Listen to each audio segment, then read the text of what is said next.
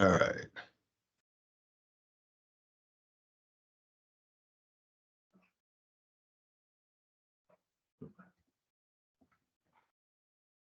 All right. Did everybody see the recording notice pop up? Yes. Okay, we're good to go. Thanks, Allie. Well, why don't we do quick intros and then we'll flash the agenda on the screen and we'll dig in. So my name is Brett Brownscombe. I'm the Elliott State Forest Transition Director with Department of State Lands, and let's hold off on other DSL introductions and then wait for Vicky to show. But let's go to the advisory group. This is our meeting of the Elliott State Forest Advisory Group, and it's a good time to all be getting together. We have another meeting on the books in early April prior to the next State Land Board meeting that has the Elliott on the agenda. So I guess first off, thanks for everybody on the advisory group for being here and just committing your time. And let's do a quick round of intros while we're waiting on Vicky, and then Bill, maybe if Vicky isn't joining, I might just kick it to you for some intro remarks from the department, and then Keith and Jack as co-chairs of the advisory group. So why don't we do intros? Go Keith, Jack, and then I'll just read my screen down from there. Mike and Melissa will be next.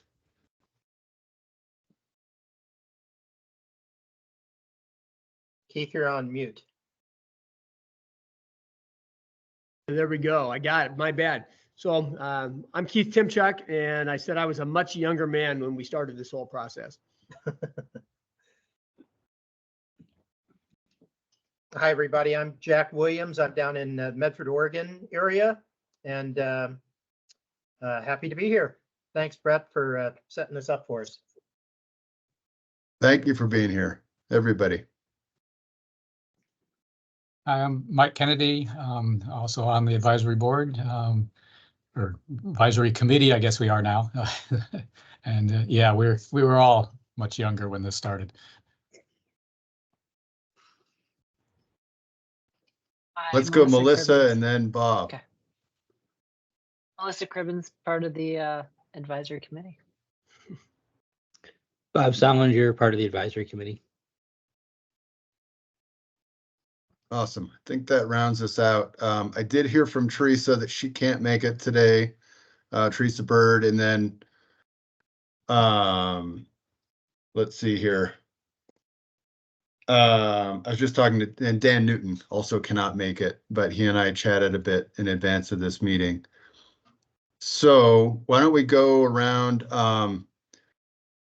We have an agenda that I'll flash in a second, but a variety of folks who are going to present from DSL. And so by way of intro, why don't we just do that first? And Bill, could we start with you and then go Gene, Ryan, and Allie?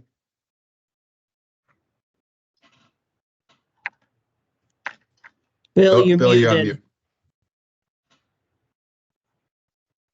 It wouldn't be a virtual meeting. I was gonna say that's those. the first one. I went all the way to 1 o'clock without that.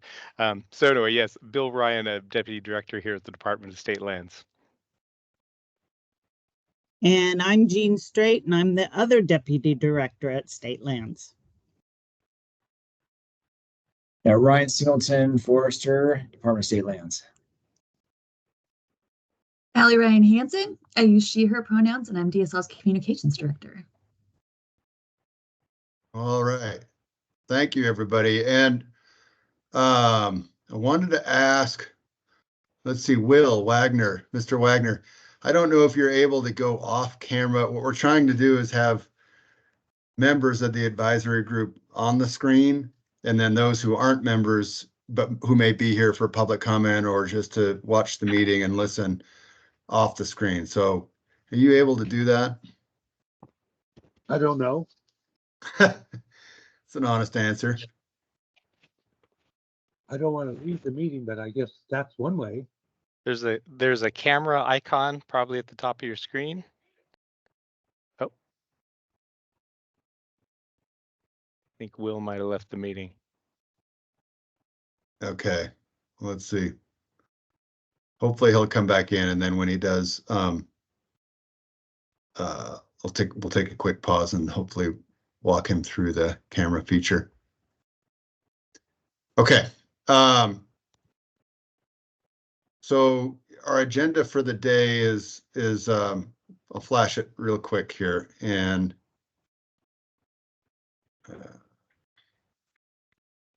there we go. So what we're going to walk through at first here is an update on the well, some introductory remarks, and then we'll get right into the 2024 legislative session and a recap. This is a timely meeting because we're still fairly fresh out of a legislative session in Salem. And then we'll move into the other agenda items, mostly related to the management structure that Department of State Lands is advancing for the Elliott State Research Forest. And then the oversight structure will be after we take a break at 2:45, and that oversight structure item is relevant to the upcoming land board meeting on April 9th. And then we'll get into some public comment starting at 3:30. For those who are here to publicly comment, we'll work to stick to that time. And so just a heads up, we'll try to arrive at 3:30 with the intention of moving into public comment then, and then we'll adjourn by 4. So I don't think we have Vicky here yet, but why don't we, Bill, if I could turn to you and Keith and Jack for any introductory remarks, and then we'll dig into our first agenda item related to the legislative session.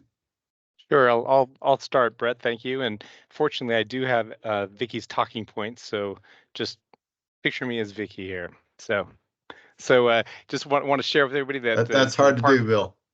There we go. So the department's still moving forward with the creation of the Elliott State Research Forest with a state research forest with excitement and optimism. Thank you to everybody for your continued efforts on this front and we're kind of in a critical time for the project again. The land board continues to track the Elliott with great interest, and we're actually going to be talking about the Elliott at the upcoming April 9th State Land Board meeting.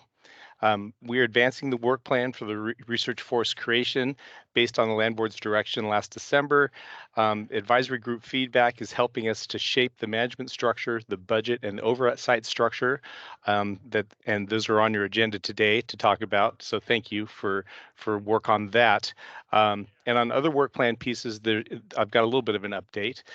We submitted the revised final HCP to the federal services at the beginning of this month. And so we don't anticipate further substantive changes to the HCP unless those are based on permit negotiation needs with the federal service once they complete their NEPA process and we're getting to the actual issuance of the incidental take permits. Our next major phase of planning is drafting a DSL-based forest management plan. So this will incorporate the HCP commitments, but also address broader interests and values around forest management and research. We feel the FMP that OSU drafted presents a lot of really good work for us and is serving as our starting place for that effort.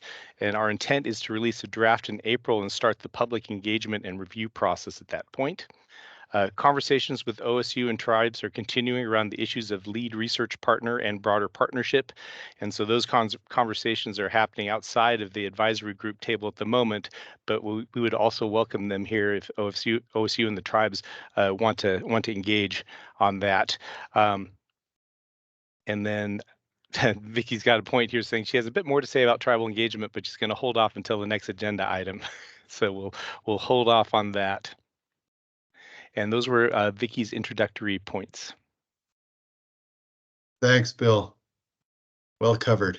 Yeah, Keith and Jack, any welcome remarks before we move into the legislative session?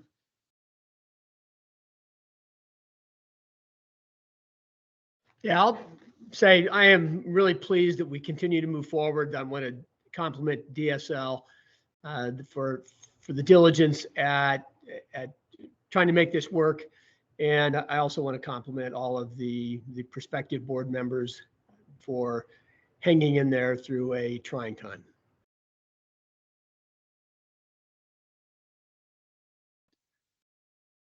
Thanks, Keith. Jack, anything from you?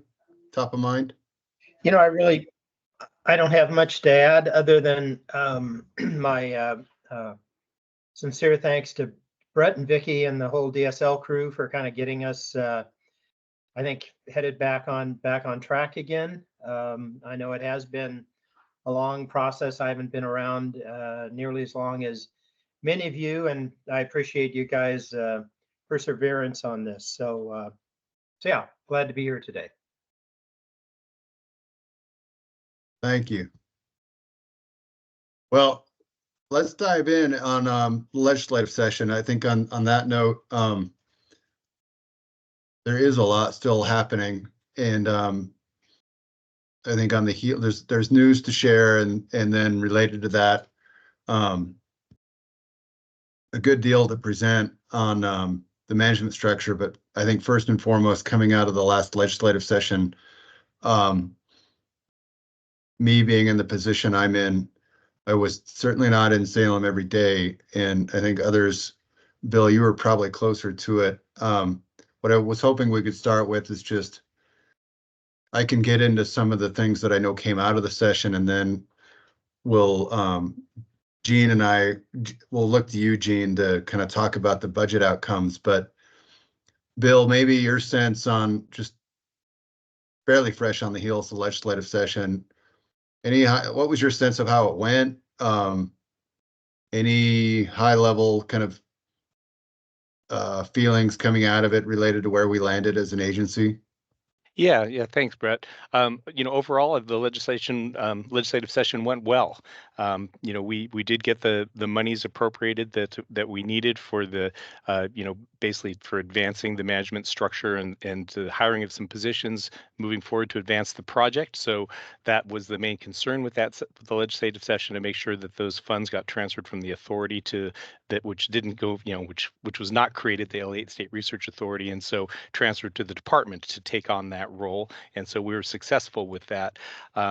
I did not do much of the interaction with our actual legislative partners, but in general, it was a good opportunity to connect with some new legislators and reconnect with some others, and just get them a sense of kind of where we are with the project and how we got there. And so overall, I think it was a very successful session, and we got what we needed from it.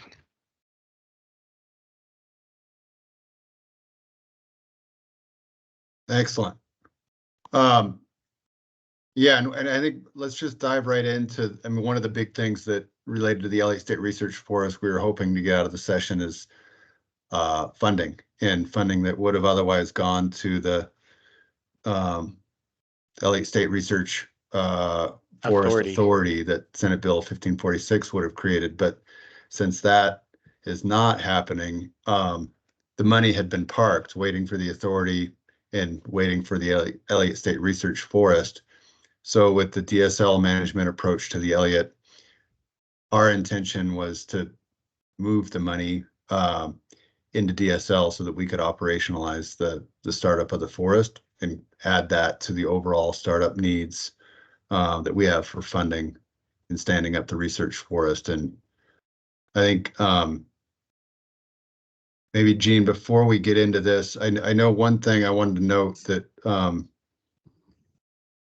was part of this session was an informational hearing for the joint subcommittee, or for the subcommittee on natural resources of the Joint Committee on Ways and Means. There was an informational hearing in February on the Elliott, and it wasn't a hearing that DSL organized, but it was one where there was a number of invited testimony representatives there, including DSL, Oregon State, as well as the competitor tribes of the Coos, Laurel, Sayusla, and then Bob Salinger from the advisory group, but speaking as a conservation representative. So I think there was some frustration that, a broader set of outreach hadn't happened. Hey, Vicky, hello. We're just talking about a recap of the legislative session right now, and on that agenda item. And I was reviewing. Great. I was in a mediation. that is going to happen again on Thursday. But for now, I'm done for the day and was getting some lunch and forgot about our meeting. So sorry. And I'm starving, so I'm going to eat after I talk. What are you talking about? The legislative hearing? Yeah, and then I think for the for those who are here from the public, if you could do a quick, hi, I'm Vicky, here's who I am. I think everybody in the advisory group knows you, but a quick intro. And then where I was on the legislative hearing, Vicky, was we were right about to get into Gene to do an overview of the budget outcomes, and Bill kind of gave his sense of how the session landed for DSL as a whole. I was talking about the Natural Resources Subcommittee Ways and Means hearing, and kind of reflecting on a bit of what we heard there. And I think some of the important parts that I hadn't gotten to yet are around DSL's engagement of tribes and indigenous interests, as well as I think the helpful things that OSU put on the into that hearing related to key issues and essential criteria for success as it sees it. Yeah. So if you wanted to touch on those things, feel free to come on in and take me off, and then we'll get to Gene. The real meat of this budget item is the money, but I think there was other stuff that went on during the legislative session worth mentioning for the advisory group. Well, yes, the money, we did get our money. We were kind of concerned about it at first because there were a lot of questions circulating around the building about the Elliott and what the heck was going on. And so Chris Costelli and I did quite a few visitations over at the Capitol, and I know some of you called legislators, so that was good.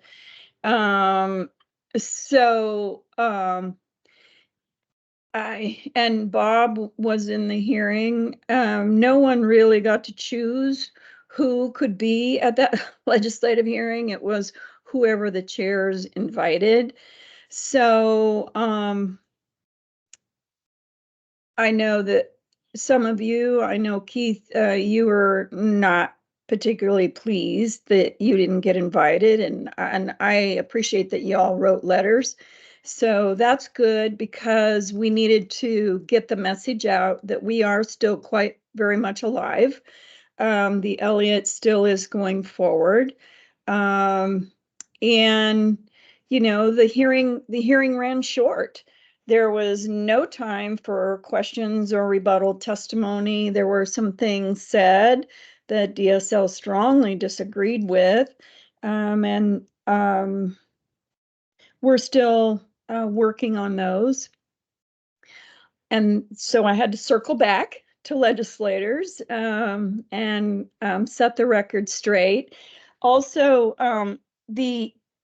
sorry, the dog is chewing. Stop.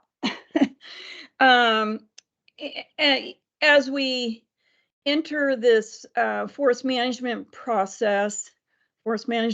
process, I've had Brett and I, and internally, we've been working on a letter to the tribes for about 3 weeks, and I think we've completed that review today, and I hope to get it out by the end of the day or tomorrow morning, to assure the tribes that we are including tribal engagement as they wish. We always have. I pride this agency on its involvement with our tribal nations. So we are just sending out another invite saying we're ready to go forward on this aspect of the Elliott, and I'm reaching out again to see where your interest lies on this, and go from there. We do have tribal representation on what's left of our advisory committee, but it's time to reach back out to all 5 of the coastal tribes that I reached out to earlier. I also found it interesting that OSU is articulating what it sees as key issues and essential criteria for success of the research forest. We intend to talk to OSU about that as well as you, but I found it interesting commentary. So I guess that's how I felt about it. I was a little upset, I will tell you, and thank goodness I was here in California where I am again.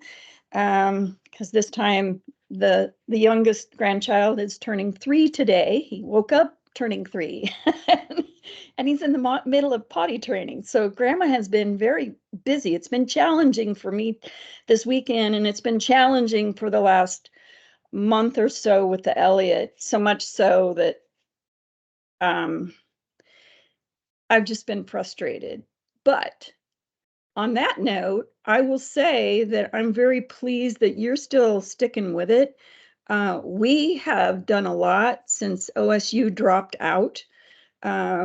We had always, in the back of our minds, thought this might happen. So our plan B was always that we were going to manage the forest. I think there was some question among some of the legislators whether we had the capability to do that.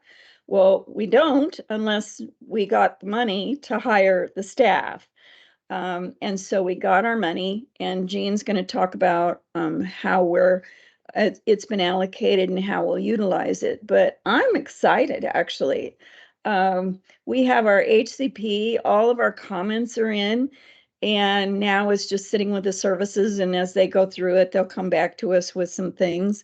I believe our contract with OSU ends this month. We had a contract with them. We kept some of the key people on to help us at the last revision stage of the HCP, and we will be done. And if they want to stay involved, it will be up to OSU. We've certainly made the effort for the outreach, but I think, as Bob noted the last time when we were talking about the budget, we can't go back down that road of having a hyperinflated budget that has no way to be paid for. So that's what I need you all to do. We're getting our operations budget together. I don't know what the status is of the contract letting that we are doing right now. Maybe Brett has updated you on that, but we let out a contract, and I think the timing on that ends tomorrow, maybe, to respond. Yeah, we're gonna get to that's next on the list on the Okay, down the list all on the right. agenda. I don't have item. the agenda in front of me, so Yeah. Vicky goes off script a lot anyway. So that's kind of where we're at. I did get off that call and was pretty not upbeat at the time, just knew that we needed a plan of action. So when I got back to Oregon, Chris and I headed over to the Capitol, and I think we took care of what we needed to take care of. So Great. I don't know, what else do you need from me, Brett? No, that's great. I think we'll hand it to Jean. Okay. You hit on the. I think maybe before we go to Jean, just see if there's any, as you all are together as an advisory group, any reflections on the session. I think some of the things you hit on, Vicky, are really important because there were some things said at the legislative hearing that feel characterized DSL's engagement with tribes in a way that we didn't feel was the way we've been engaging. And so Correct. I think Mike, knowing that you're on the advisory group individually, but the intent with the letter that's going out is, as we move into the forest management planning process, to be sure DSL is communicating with all of the coastal tribes that have expressed interest in the Elliott around the next phase and the opportunity for addressing what we have done to address Indigenous interests, but the opportunity in the FMP space to do that, and DSL's commitment to meaningful engagement and continuing to do that. And so, not all tribes have expressed or engaged in formal government-to-government consultation. So we felt like it was a good time to be, with the pivot into the FMP, reaching out to all tribes, even those that we haven't been engaged with through G2G consultation. And then on the OSU points, Vicky, you hit it. I think it's helpful to have, given that we're not all talking about this as an advisory group with OSU in the group, have a sense of what OSU is seeing as the key criteria for success or the key issues that its signaling needs to be addressed as it considers its role. We are still talking to OSU outside of this advisory group about the research partner role and whether that will land with OSU. And so the hearing was good to have things brought forth publicly, but just I think for you all knowing that we are still engaging with OSU based on the land board direction of let's look to OSU first to see if OSU will be the research partner on the forest. Yeah, and there's still some differences there. I mean, Tom likes to make the point that there's a difference between a research forest and a forest that does research. I'm not sure I see the distinction there, but that's still our plan, is to have research on this forest and also to be cutting between 17 and 20 million board feet on a rolling average over a 4-year period. And I've talked to several of you about that. And, you know, we need to deliver that to the communities, to the rural communities. That's was part of it. And Keith, I know you were concerned about the recreation aspect, making sure that we still have the ability for those who hunt to go out and do that. And, you know, long term, the recreation piece will be built out. So for now, it will be as it has always been in the Elliott, sort of, you know, it's not built out, but there are places to hunt and forage and do what needs to be done. But Mike, let me ask you, when are you officially retiring? Have you done that yet? Not yet. May 3rd is my last day. Okay, all right, well, good. And are we gonna be able to keep you on as an individual without? Oh, awesome, that's great. Well, I set my retirement date for July 1 of 2025. So this thing has to be brought home by then. I'm not staying on, even if we don't, but it is my desire to make sure we should have the time to do that. We'll get the operations plan, the forest management plan, we'll get the permit from the services, and we should be good to go. So I'm hoping that we actually bring it home, and Bob can finally tell me it's taken 7 years instead of 1 or 2, but it's good. It's good. Okay, so any questions Bob's of got his me? hand. And if not, okay, I see Bob. And then after questions, I'm going to turn my camera off so I can finish my lunch. Yeah, and Bob. go for it. We'll go to Jean after that, and then I'm both. I have the fun role of being both kind of timekeeper and agenda tracker with our time. Yeah, you're and the Jenna. Substantive staff today. Yeah. Okay, Bob. I'm glad it's taken 7 years. Otherwise, I'd have nothing else to do. So, yeah, I think you addressed my question, Vicky, but I just want to make sure because I heard a lot in that hearing that to me tried to reopen fundamental issues that have been long settled, and I'm totally supportive of reaching out to everyone, OSU tribes, whoever it's been orbiting this process as we enter the FMP. But I hope that doesn't open up the doors to let's go back and revisit these things that have been, because, I mean, I know from an environmental perspective, we viewed the whole package, including the things we liked and the things we didn't like. And, it was kind of a balancing act. And I think at this point, trying to pull out individual pieces, big structural pieces, and saying, okay, we're not going to do that, or we're going to do it differently, in isolation, I think would be really inappropriate at this point.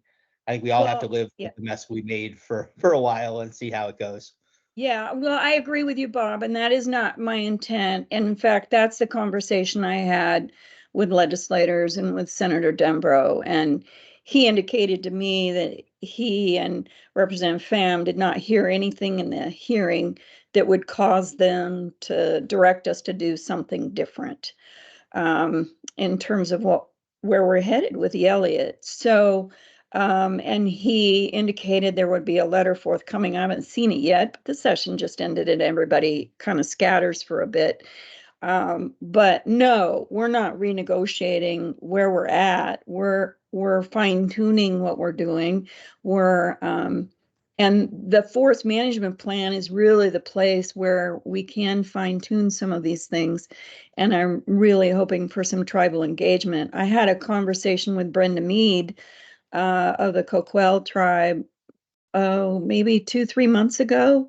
She sent me an email. And so on one of my trips to Coos Bay to the South Slough, I met Brenda and we talked for about 3 hours. So I know there's interest there.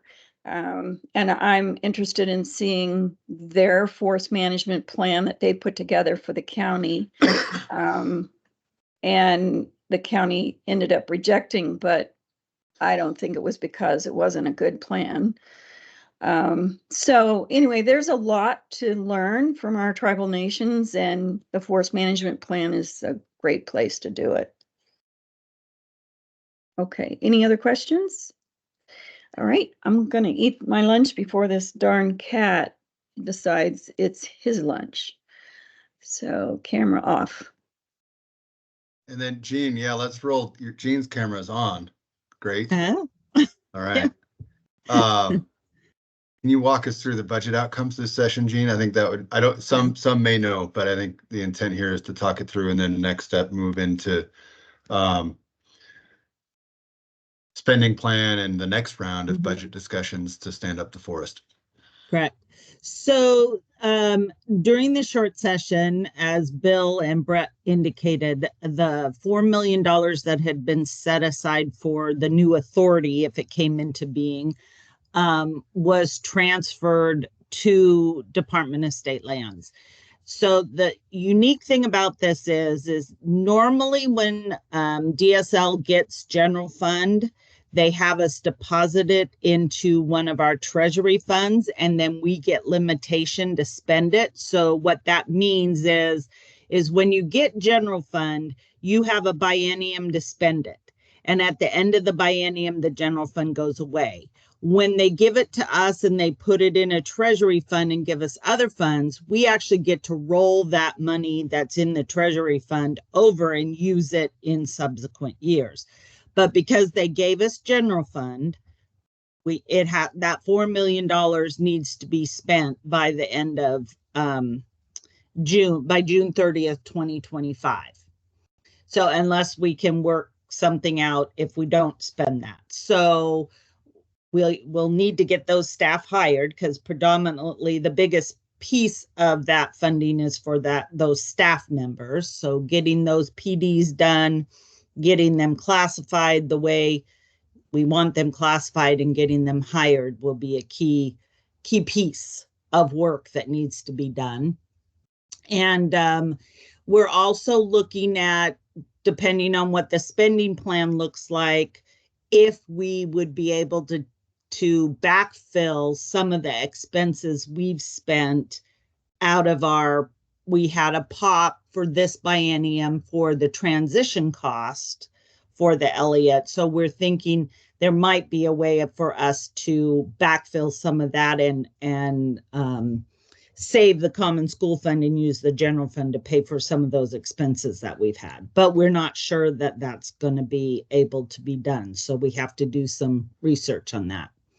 So those are the main budget outcomes from this short session.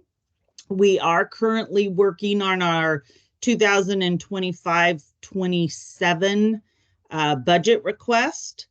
And that is due at the end of the summer. And we're working on what that program option package would look like for the next biennium for the Elliott Research Forest. What else? I think that's our main pieces, right? Yep. Yeah, and then we'll move from here into, the key thing that the near-term money does is allow DSL to start to operationalize some of the positions tied to the management structure. Yeah. And we'll go there next in the agenda item. But before we move off, I'm going to put up the screen slide rather of the management structure and the organizational hierarchy, and then get into the budget. And yeah, Bob, Jean do and I you will still tag have team a that. question? hold on, Brett. Bob, do you Yeah, still have a I'll question? I'll get to Bob. What I wanted to Oh. say is, I saw Bob. We're gonna go through this management structure and the budget, and I think what hopefully we can get to there, and Gene and I will tag team it, is we'll present, but there are some questions that I can tee up, but maybe in the reading materials you all have, where we want your feedback around the next phases in hiring. So yeah, Bob. Yeah, very, very quickly, Gene, two questions. One, do we think we're going back for general operations to the legislature potentially for the next biennium? And two, Shutter Creek, I'm just curious how that fits into this whole legislative funding structure, not the big picture on Shutter Creek. Correct. Yeah. So I'll answer the easy one first, and that's Shutter Creek. So we received federal money from GSA or HUD money for Shutter Creek. And that was $4 million.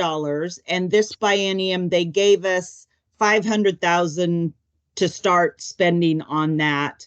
And so Shutter Creek is pretty much funded out of that at this point, out of that $4 million that we got of HUD funding.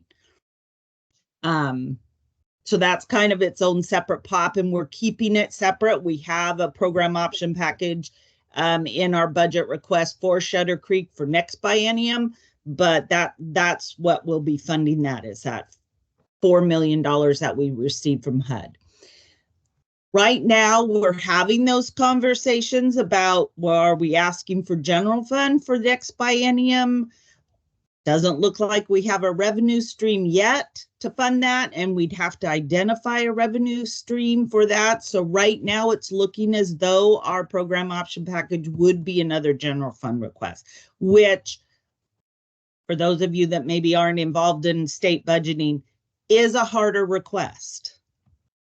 So it's easier for us to ask for other funds than it is, because we're self-funding that. We have the revenue, we ask for the other funds to spend it, but general fund is always a little riskier ask.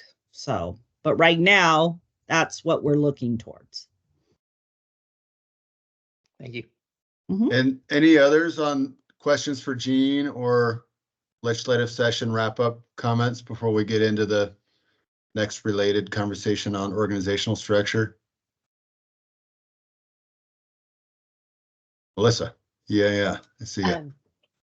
Yeah, Vicky made the comment about the county rejecting the Coquille Tribes Forest Management Plan.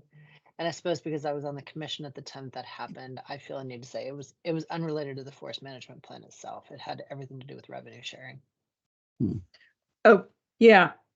The forest management plan was a good plan, but it was the revenue sharing piece. Right. Yeah. So thank you for clarifying that. And I remember being told that. So yeah, since it was our decision, I felt like I should at least clarify it for you. But you can never truly break free, Melissa. No kidding. All right, thank you for clarifying. And I will share the screen real quick, and then the intent here is to touch. There are a few things to touch on, and then Gene will be back full stream as we talk through the development process for the upcoming biennium, the budget pop development process. So here is, just as a reminder, sorry, I'll get there.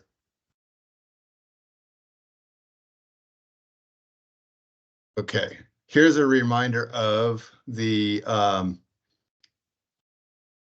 draft organizational structure that is the draft document we're currently working on as we vet a DSL management structure with you all and as an advisory body, and then bring something into the land board.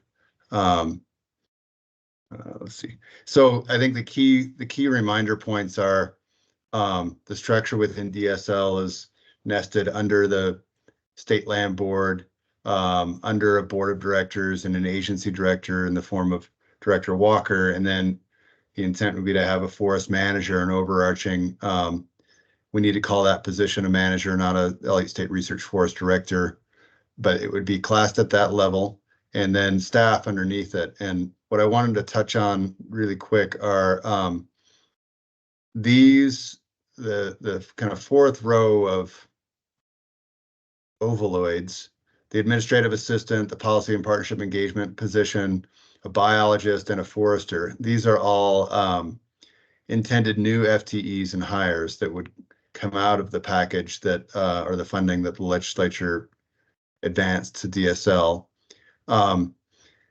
There's a piece of the communications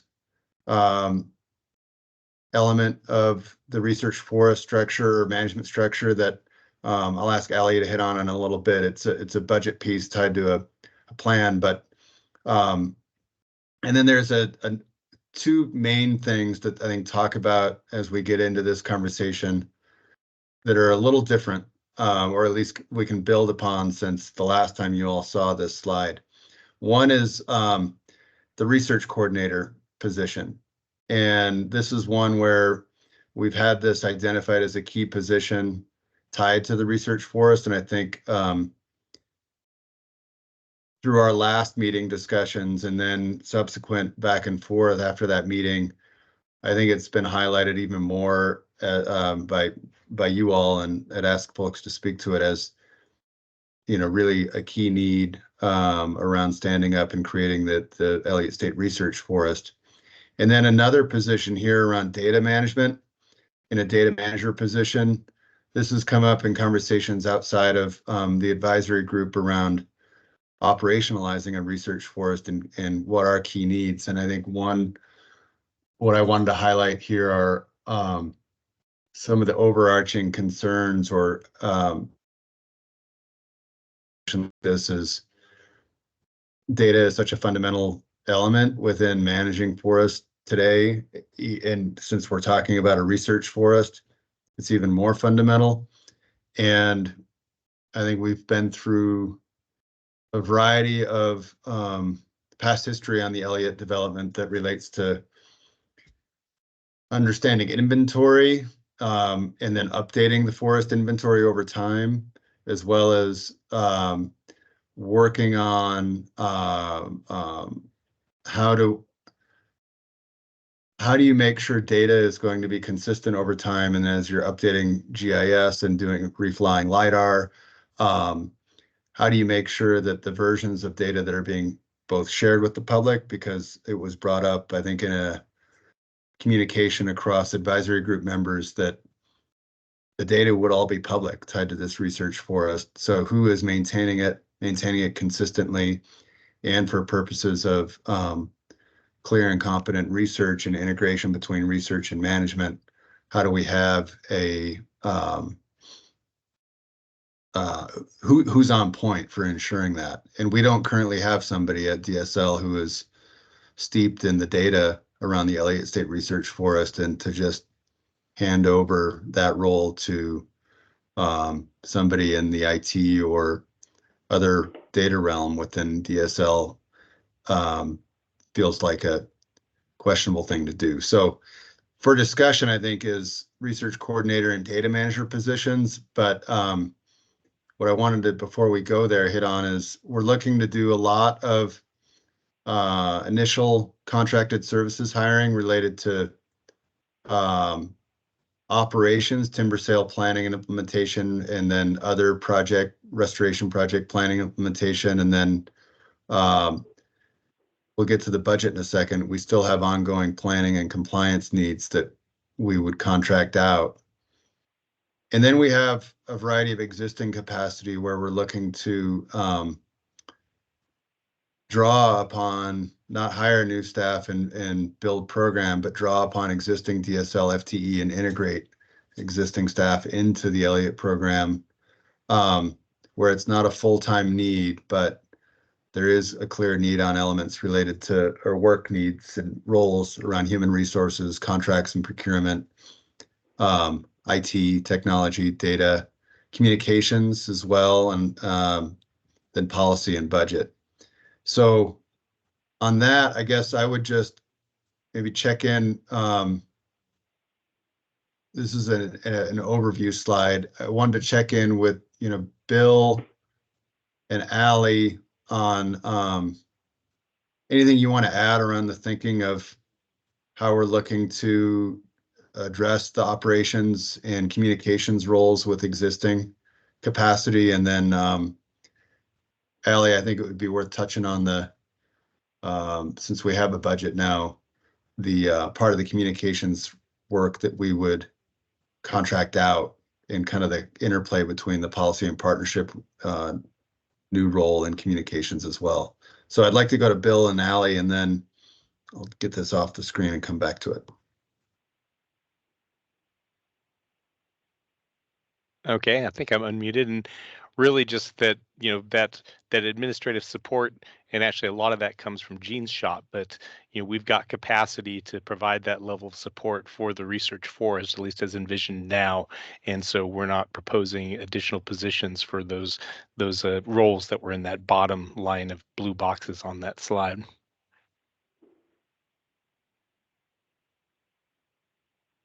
And then Yeah. Allie, on communications, Mhm. can you just cover Yes. that at a high level too, including those interrelationships? Yeah. So how we're envisioning the sort of public facing piece of the Elliott State Research Forest is to initially emphasize the focus on meaningful engagement and partnerships by bringing in somebody who can work with all the various communities and all the various interests and all the various groups, including the public who are interested in staying informed or participating or,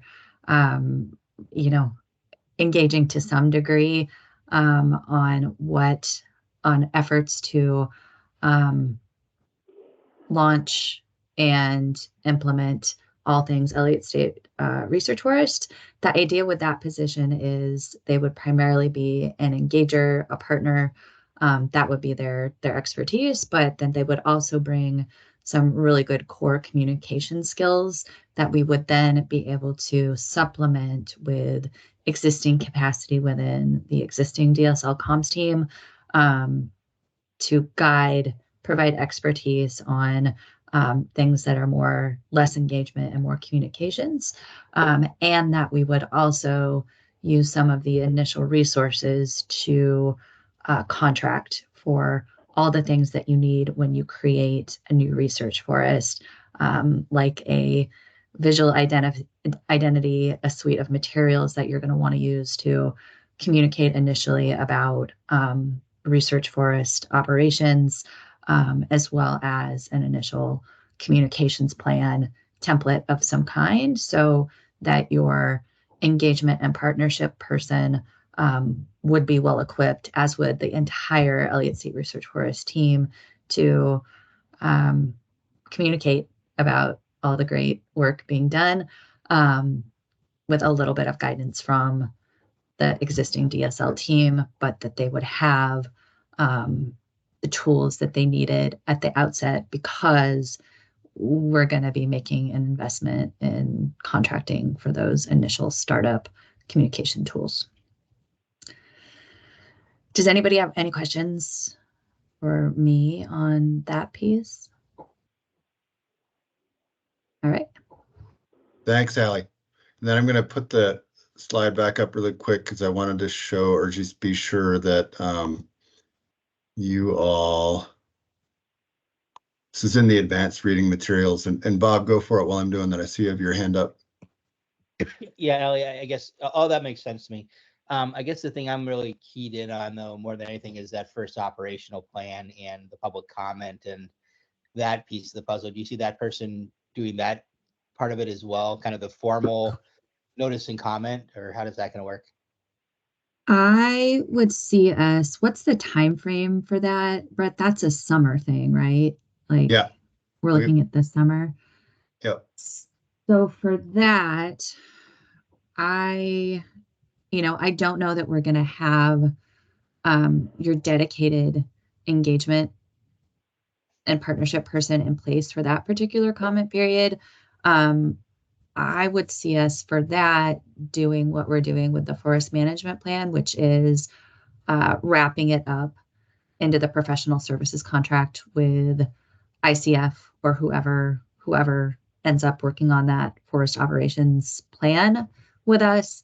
And then the existing DSL team kind of sort of sets the expectations and makes sure that everything we're doing is in alignment with what we value as an organization for meaningful and robust public engagement, and that we're lined up there. So on the FMP and the ops plan, both, you know, I'm liaising with Brett and the technical folks who are going to be providing that, designing that process as part of their contract. Brett, does that line up with what you're envisioning for that? Because that's how I was thinking we do both of those things.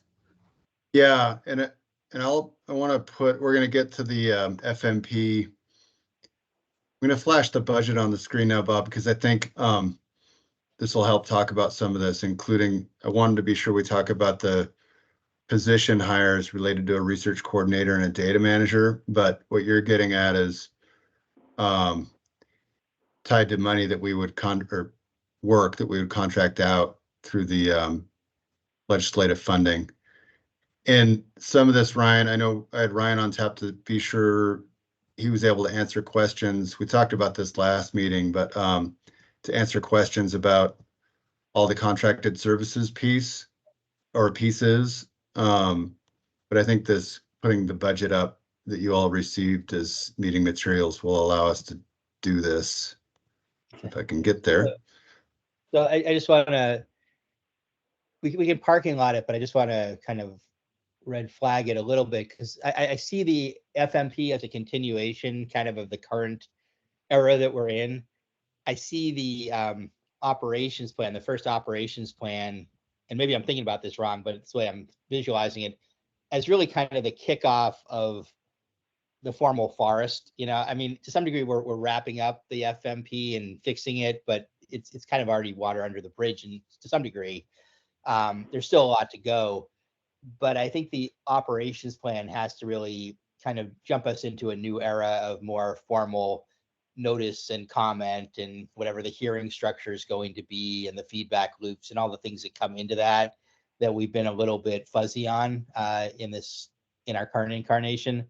So I just don't want to lose sight of that, because it's coming at us fast, and I think it's a big deal, because I think it will set the tone for how we really become a public forest. I mean, we already are, but how that really manifests itself. And I think that's where we're going to get a lot of comments when the plan hits the ground and people actually see, oh, you meant this stand and not that stand, kind of a thing. So I just want to make sure we're ready for that, because it's not that far out. Yeah. Yeah, and I think related to all that, I mean, we'll take a pause and then come back to the budget, but the work plan that we're on based on the land board direction has us taking the oversight board structure to the land board at the April 9th meeting, and then asking the land board to adopt that structure, which also has implications for its role related to the Elliott. And then in June, appointing members to, what would be the board of directors. And so this body would transition, and ideally everybody is still on the board or transitioning into the board, and then we'd be adding members too, where the board would be then, come June, established and relevant to what you're talking about, Bob, the process pieces. I think specific to the operations plan and the FMP, we might as well hit on it now. Ryan will speak next agenda item to, we've got an RFQ out related to operations plan development, but on the public process and engagement piece, we don't have a ton of capacity around this. And so we are looking to a contract both for the FMP work, and that'll come first. And that'll be, a draft FMP would come out in April along the current timeline, and then we would open a public process around it. We would have a contracted engagement in running the public process on the staffing end.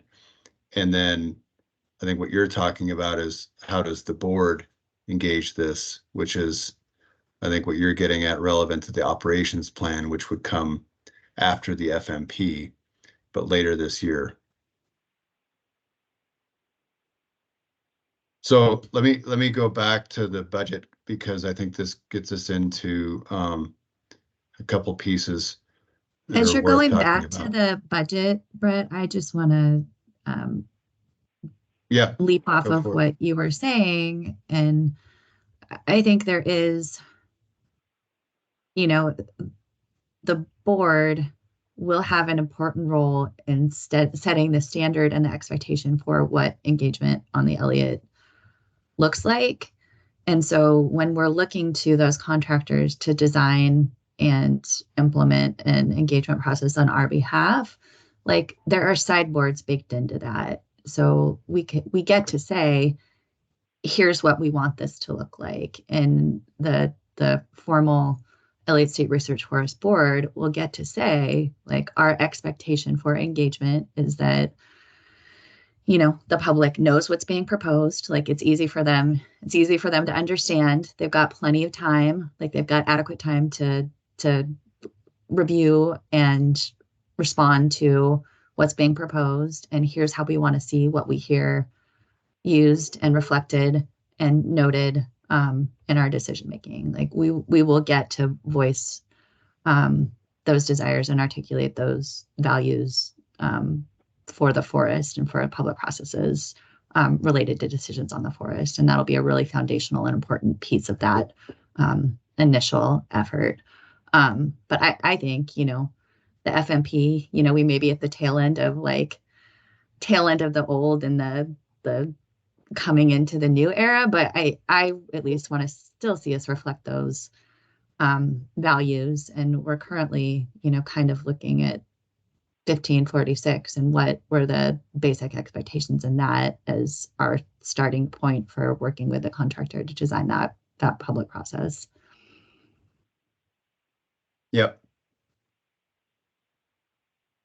So pivoting really quick, there were on the contracted services, and there's a lot of money that we are proposing to move into professional services budget line items tied to forest operations. So this is that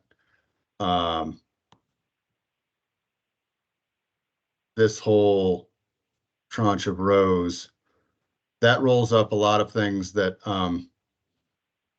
we spoke about last meeting and that Ryan can speak to again. I just want to be mindful of time and not go here unless folks want to dig in and ask questions. But this large sum of money under professional services for operations, that goes into all these things that are related to operationalizing a forest. So it's not just wildfire protection and roads. It's also the things that are in that PowerPoint set of slides related to timber sale planning and implementation and reforestation, as well as other projects and our HCP monitoring. So it's a pretty big chunk. There's another chunk of contracted services that is related to planning. And so these are one-time costs, and we'll get back to the 2025 budget planning in a second, but these would be one-time costs coming out of the money that we have for the rest of this biennium. And Bob, this gets at some of, you know, moving money into contracts for advancing the FMP and advancing an operations plan. And we're also looking at advancing an HCP implementation manual so that everybody, whether it's within DSL or contractors working on operationalizing the forest or operations on the forest, know what needs to be done. And then Allie touched on the branding and communications plans. These are all budget estimates right now, but it's kind of the best we have at this point in time. And then there's contracted funds that would be available, you know, for research, knowing that this is a research forest, and the principle is from the revenue that we do have, we'd be covering our operational costs first and then making money available for research based on what we have remaining that we can afford. So I wanted to stop there and then I think maybe take any initial questions about where we are and then Gene launch into the POP process for the next biennium, because we'll be using this 12-month budget, which is for this biennium. This is July 1 this year through June 30, 2025. We'll use this as a basis of the POP that we're developing. But the two positions I flagged in that operations or that org chart around research coordinator and data manager, I wanted to see if there's any feedback from you all on that. I think we had some at the last meeting and maybe Jack had some after, as well as others, around the value or the importance of that research coordinator, kind of no matter what happens with OSU being in or out as the research lead. And I wanted to see if you could elaborate on that, Jack. But then on the data manager, that's a new part of that org chart, and wanted to see if there's any feedback on that.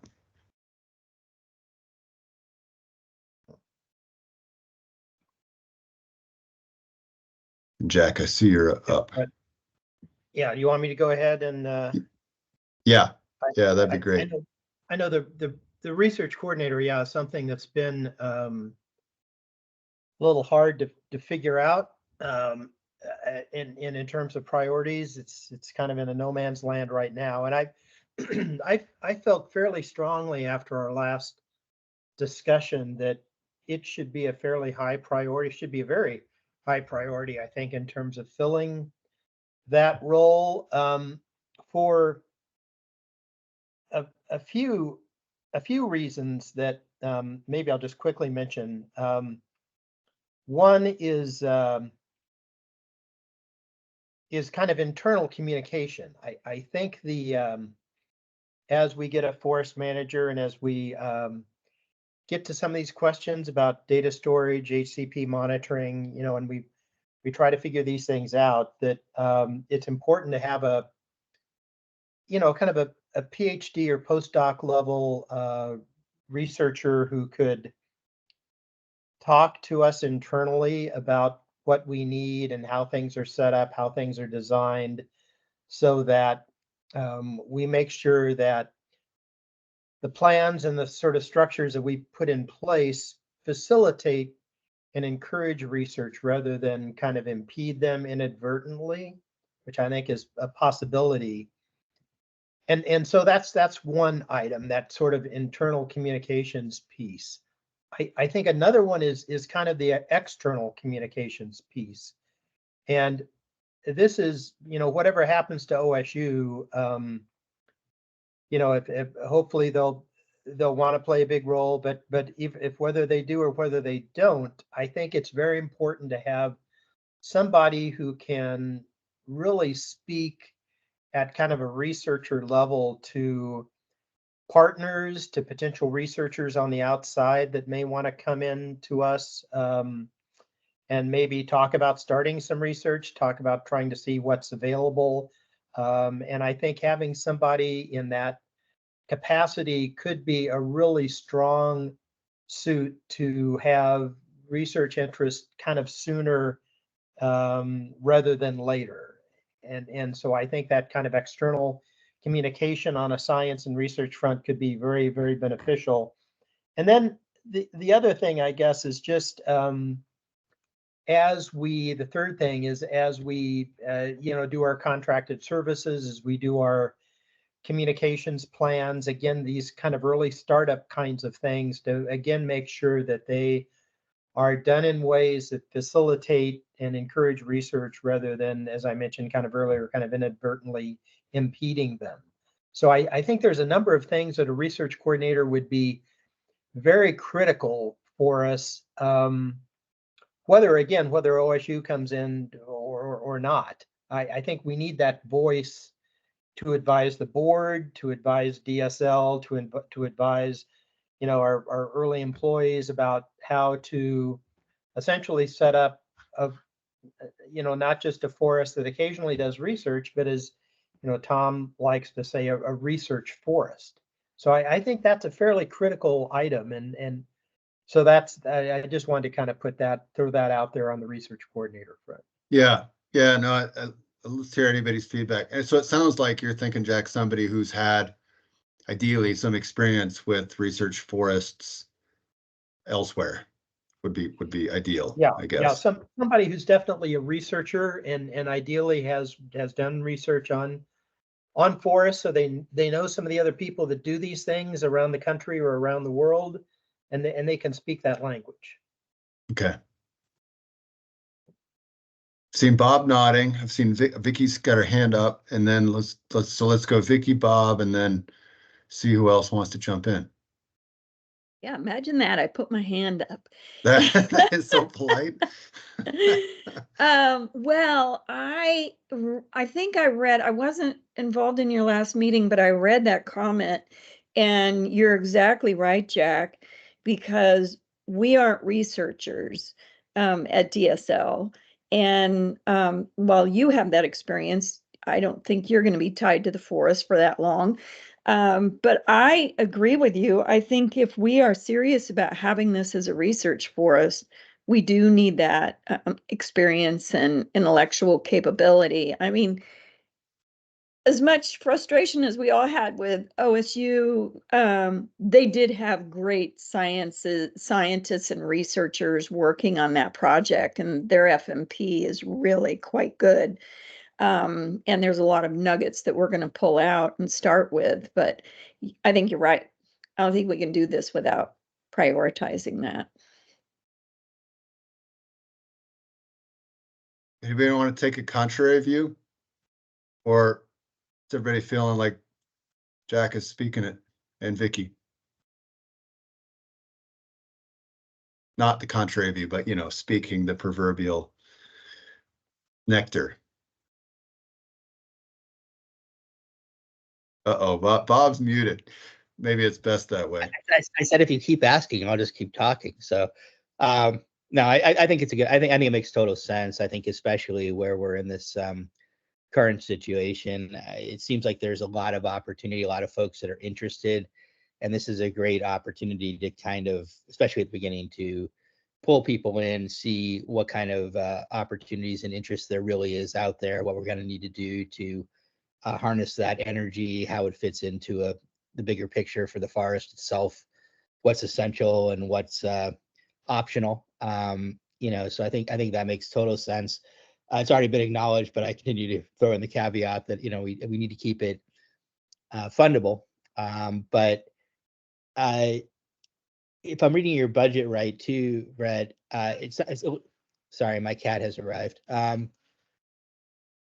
Shh. We have about $1.5 million of one-time money that's going to go away, more or less, at some point in terms of your budget with the planning. There is. Correct. Okay. Well, the one-time funding is at the 295 mark. Oh, okay. The one-time for planning would be these things here. Okay. Yeah. So there's over $1.5 million in the next couple of years that, for the most part, we won't need to keep re-upping right off the bat. Correct? Well, this is the conversation about how much money is available for research, is made available for research. The 1.5 is tied to what money would be put out there for actual research on the forest. So it's more like so more like 400,000 that goes away at some point. I'm looking above the research line. So we're not going to have to do an FMP for another 10 years. The H2E right. implementation. Yeah, so that money is in this budget, but will be. So we're coming down somewhat. The 1.5 on research is a target, but could be flexible, I assume, from what you said.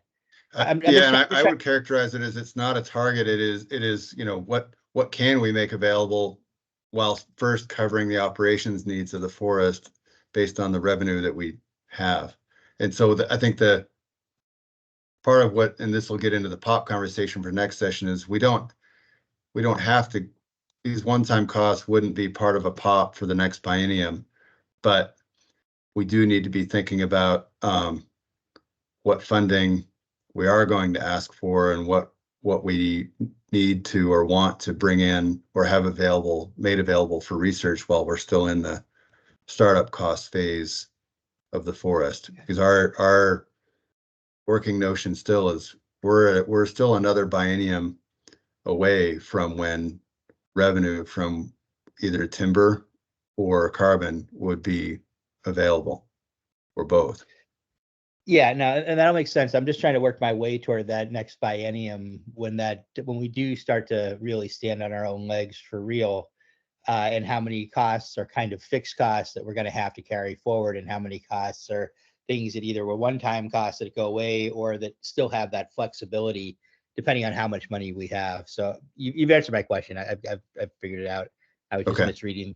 I was mixing up lines, but you know, I mean, I agree with what Jack said, and it feels from what I'm reading like it's within the margin of reasonableness for costs to put into the budget. Okay. How about others? Any reactions to this or I wanted to ask about the, and then also move us along, but I wanted to ask about the data manager position. And I think there's a good case to be made, but we're also adding to staff costs.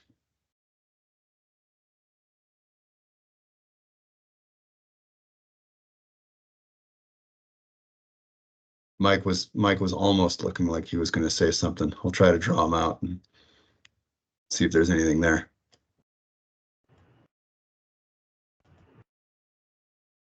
No? Okay. Staying on mute. Okay. Well, Gene, I want to keep moving us along through into the next agenda item, but I think you touched on it earlier. Can you go back to where we are in the POP development process and kind of what our timeline needs are and the next steps in the process for us? Sure. So we are actively in our agency request budget build time frame. Normally we would take our potential program option packages to our land board in April. We're not going to be taking them until June because the governor has a kind of new process in place where agencies need kind of a thumbs up from the chief fiscal officer and the governor's office before moving forward to do stakeholder engagement and board approvals.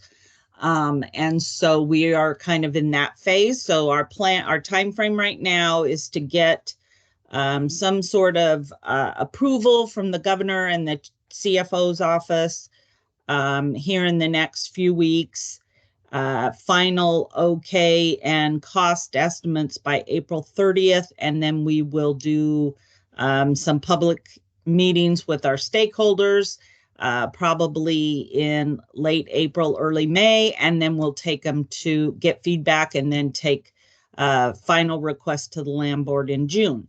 Our agency request is due, I think, August 1st.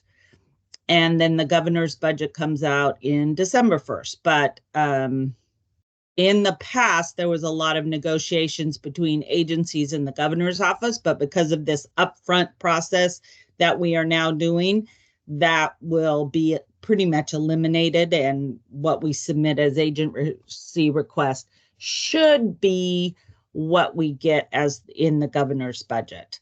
The only caveat is if we are asking for general fund agencies have a very different, because they really do have to wait for the revenue forecasts that come out. And that's what the final budget requests are based on, are the September governor's budget is based on the September revenue forecast, what general fund is going to be available. So that will be that's the big question mark in the budget process. Thanks, Gene. That is really helpful, including on the key dates. Yep. So any questions around that as you're thinking about it or hearing it?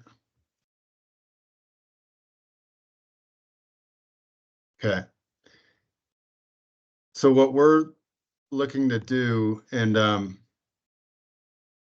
in our internal discussions around POP development, is use this 12-month budget as a basis. We need to do a biennial budget, so 2 years, not one.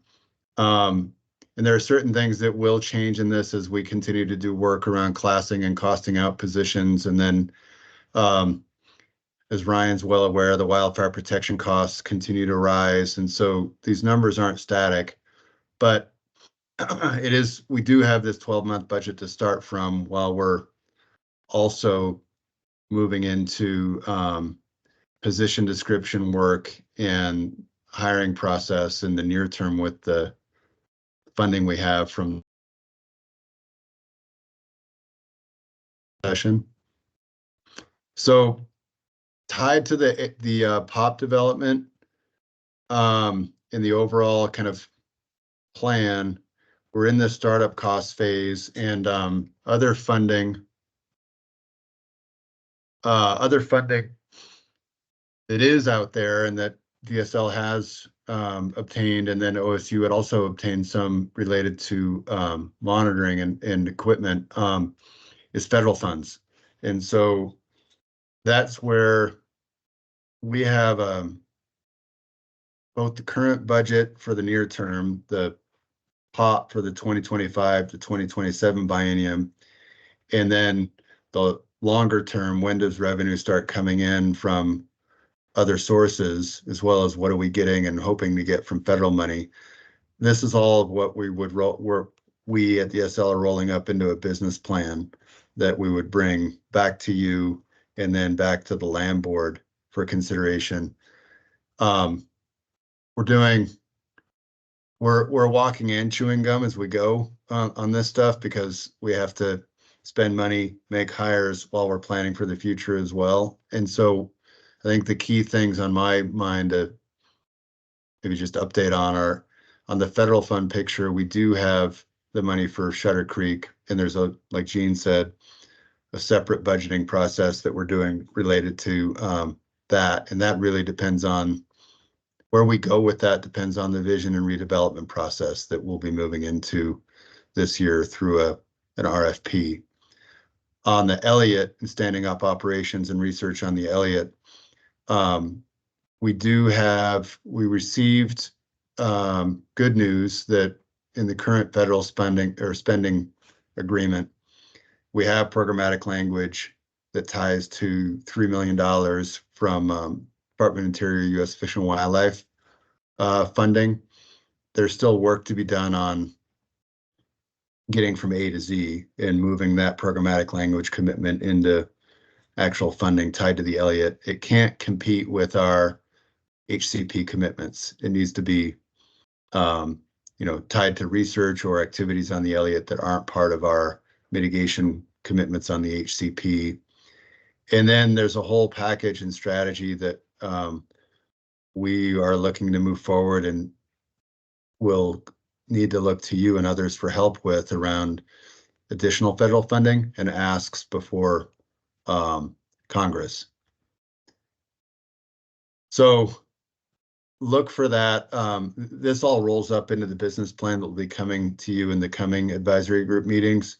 But since we're talking about near-term budget and what happened in this legislative session, I'm trying to do the through line about how all these pieces tie together. So moving on to our next agenda item, it's related to that management structure that we're proposing, but specifically it's on the operations side. And on the operations side, I wanted to get to what Bob asked about earlier and ask Ryan to speak a bit on our operational plan development work. And first touch on a couple things. So some of the things that we need to have in place for operations to occur on the Elliott are permits under the Endangered Species Act, and this is the Habitat Conservation Plan.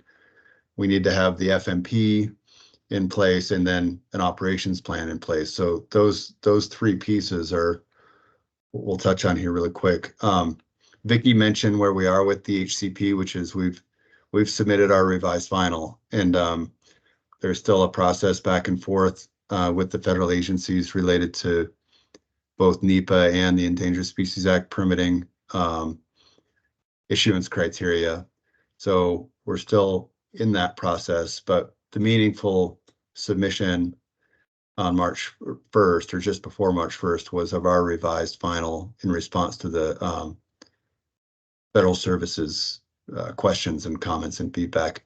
I think one thing to let you know, and I don't know if everybody does know, is that we do the Confederated Tribes of the Coos, Lower Umpqua, and Siuslaw have requested formal federal consultation with U.S. Fish and Wildlife Service over the HCP. And so that process, they engaged their rights to request, and that process has been engaged, and U.S. Fish is responding and engaging with the tribe. And I think the high level update here is we don't know what the timeline is yet on what that process will look like, how long it will go, and what the outcomes of that process are. And so I think flagging it here, it could affect our overall timeline for entering into operations. And we will keep you updated. We're certainly interested in tracking this as best we can. And we'll keep everybody on the advisory group updated as well, but I wanted to let you know that. The forest management plan, I'll hit it really quick and then turn to you, Ryan. We have sought help through ICF. So basically in translating the HCP into the forest management plan, as well as building out the larger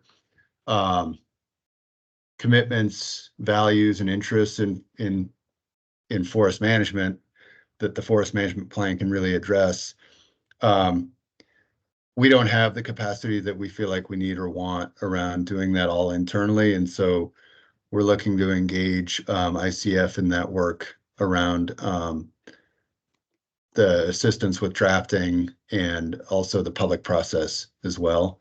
And so our intent is to get a draft out in April and start the public process there. And then separate from that, but related, is what Vicki mentioned, is intentionally wanting to engage tribes around the FMP, not as stakeholders, but a separate engagement held open and extended and ideally advanced with tribes around indigenous interests in the FMP.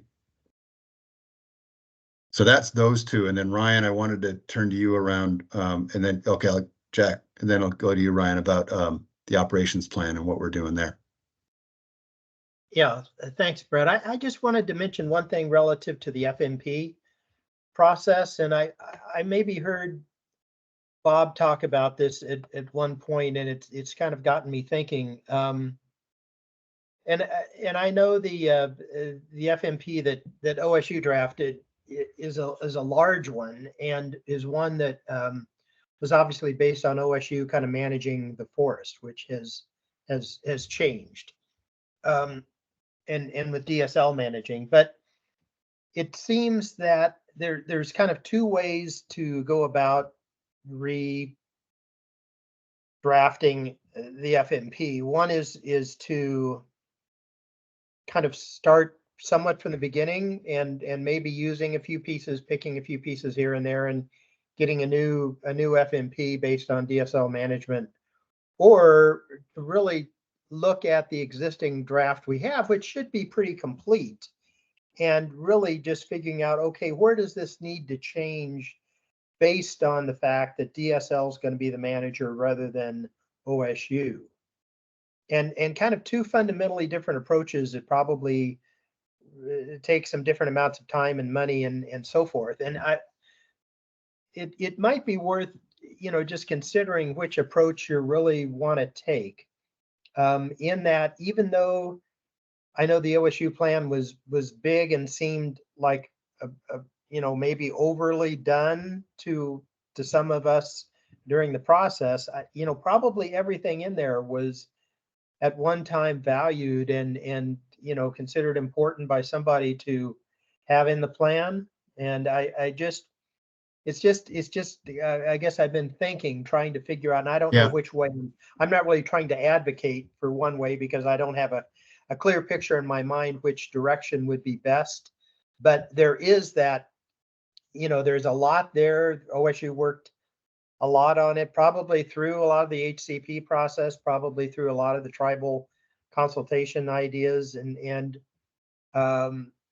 we don't want to lose some of that work either.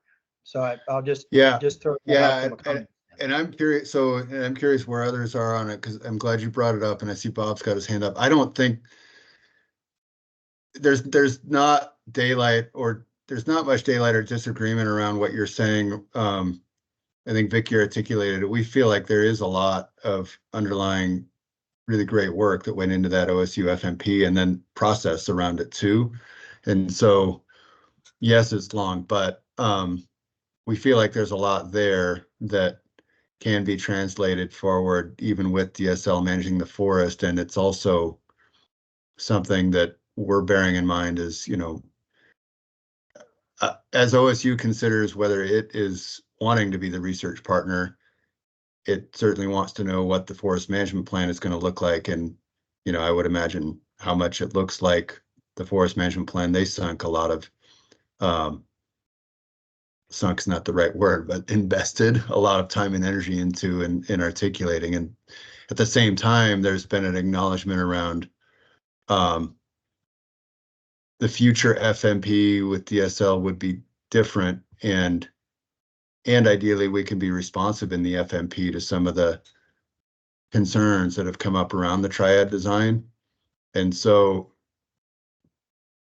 this isn't, I don't want you to think, Jack, I guess what you were saying made me think, yeah, we think there's a lot of value in building on what we've got with the OSU FMP, and maybe see if anybody at DSL has any color on that, and then go to Bob. But I think it's good to pause and talk about this.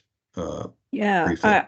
I'll tell you, we have absolutely no interest of starting over from scratch. OSU put a lot of time into that. I think there's some nuggets in there that we can start with, but it was based on a triad design, and it was based on OSU's overarching research plan, which we're not doing the extent of what they had planned. So that's why we're going to bring in ICF, who worked on our HCP, to help us with our forest management plan work in terms of making sure we get stakeholder involvement and all of those things. So I'm pretty excited about it, Jack, and I think your point is well taken. Thanks, Vicky. Yeah, and anybody else on the DSL end before I go to Bob? Well, there's Ryan. Yeah, I'm not sure, Ryan. I'm not sure if he wants to talk about the FMP. He's queued up on the operations plan, but Mr. Singleton, if you want. Okay, good. Bob. Yeah, I'm generally in agreement with Jack as well. I mean, I think it can be made significantly. It can be simplified, and I think there is, just from my reading of it, probably a good deal of work to bring it into alignment with everything in the HCP at this point. But I don't think it needs a rewrite for sure. I guess my question goes back to your earlier comments, Brett, about the CT Clusi and seeking consultation. And I'm just trying to wrap my head around that, because we are at the end of an HCP process, not at the beginning. This is a final draft in from the state. There have been opportunities for sure to request formal consultation all along the way. We've gone through the public comment period and all of that, and those have been in for a long time. And this draft responds to all of that. So I'm just trying to get the context and whether this is kind of a normal time for somebody to come in and request, for a tribe to come in and request formal consultation, or just how it fits into the linear process that we've had, because there's not going to be any more opportunity for the public to weigh in. That's already long past. And really, this is the moment where the agencies are supposed to be saying, this is the package. Are there any last tweaks that need to be made? Given some of the issues that have been raised, I suspect there'll be some fairly major structural concerns raised in this process. So can you talk a little bit to that, to how this fits in with a typical HCP process? And Yeah, what, and if there are not big, having,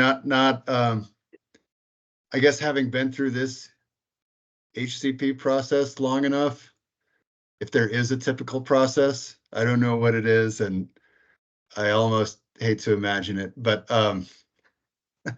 but having been through this HCP process and having talked with the services, because we're trying to figure out what should we expect here. We're the permit applicant. Where we believe we are and want to be is, okay, we've advanced in HCP with commitments that's tied to the kind of foundations that the advisory committee agreed upon to allow advancement forest or advancement forward of the research forest that the land board and the legislature embraced. And those foundational commitments are still there in the HCP, but we've tried to keep the HCP flexible enough around management to allow for the FMP to be meaningful and clear enough on its conservation commitments that the services can say, you've met the issuance criteria under the Endangered Species Act, we'll issue the permits. And that's where we felt we've been, and we felt we've been responsive around trying to balance all the interests. And we've made a lot of revisions based on CT Klutzy requests, but also the conversations we've been having with the advisory group or prospective board, or whatever we've called it over time. So our sense was, our recent round of revisions, we believe we should be in a position where the services can say soon, you've met issuance criteria, let's move forward. We'll complete biological opinions and complete the NEPA process and move forward.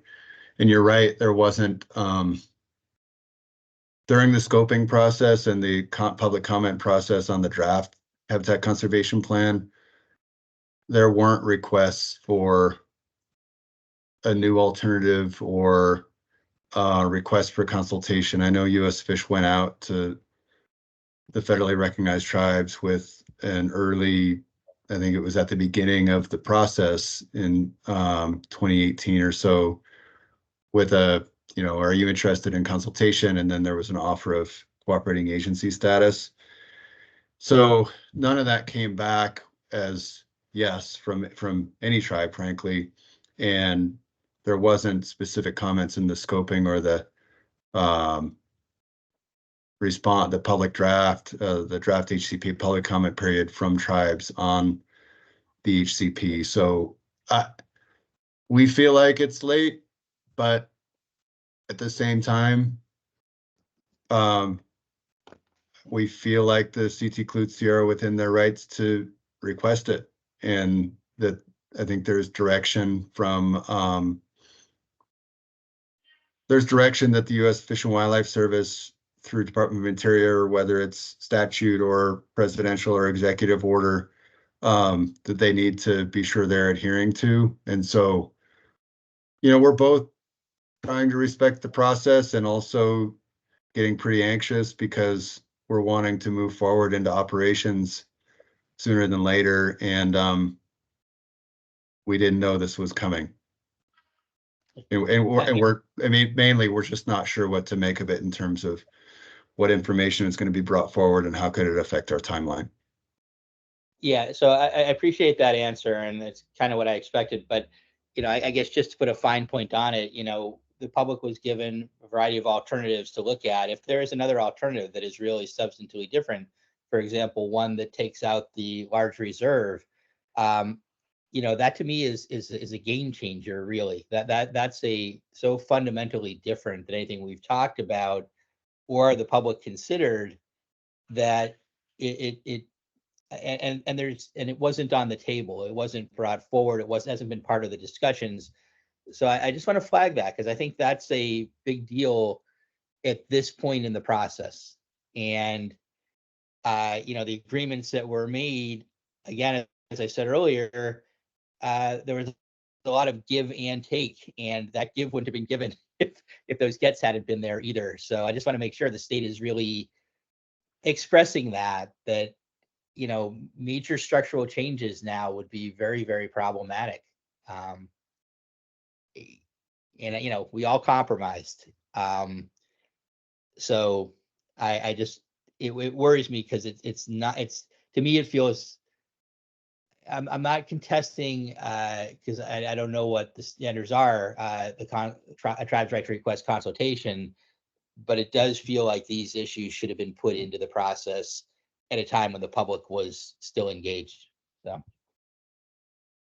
Yeah, thanks, Bob. We will be sure to keep the advisory group posted on what we know when we know it.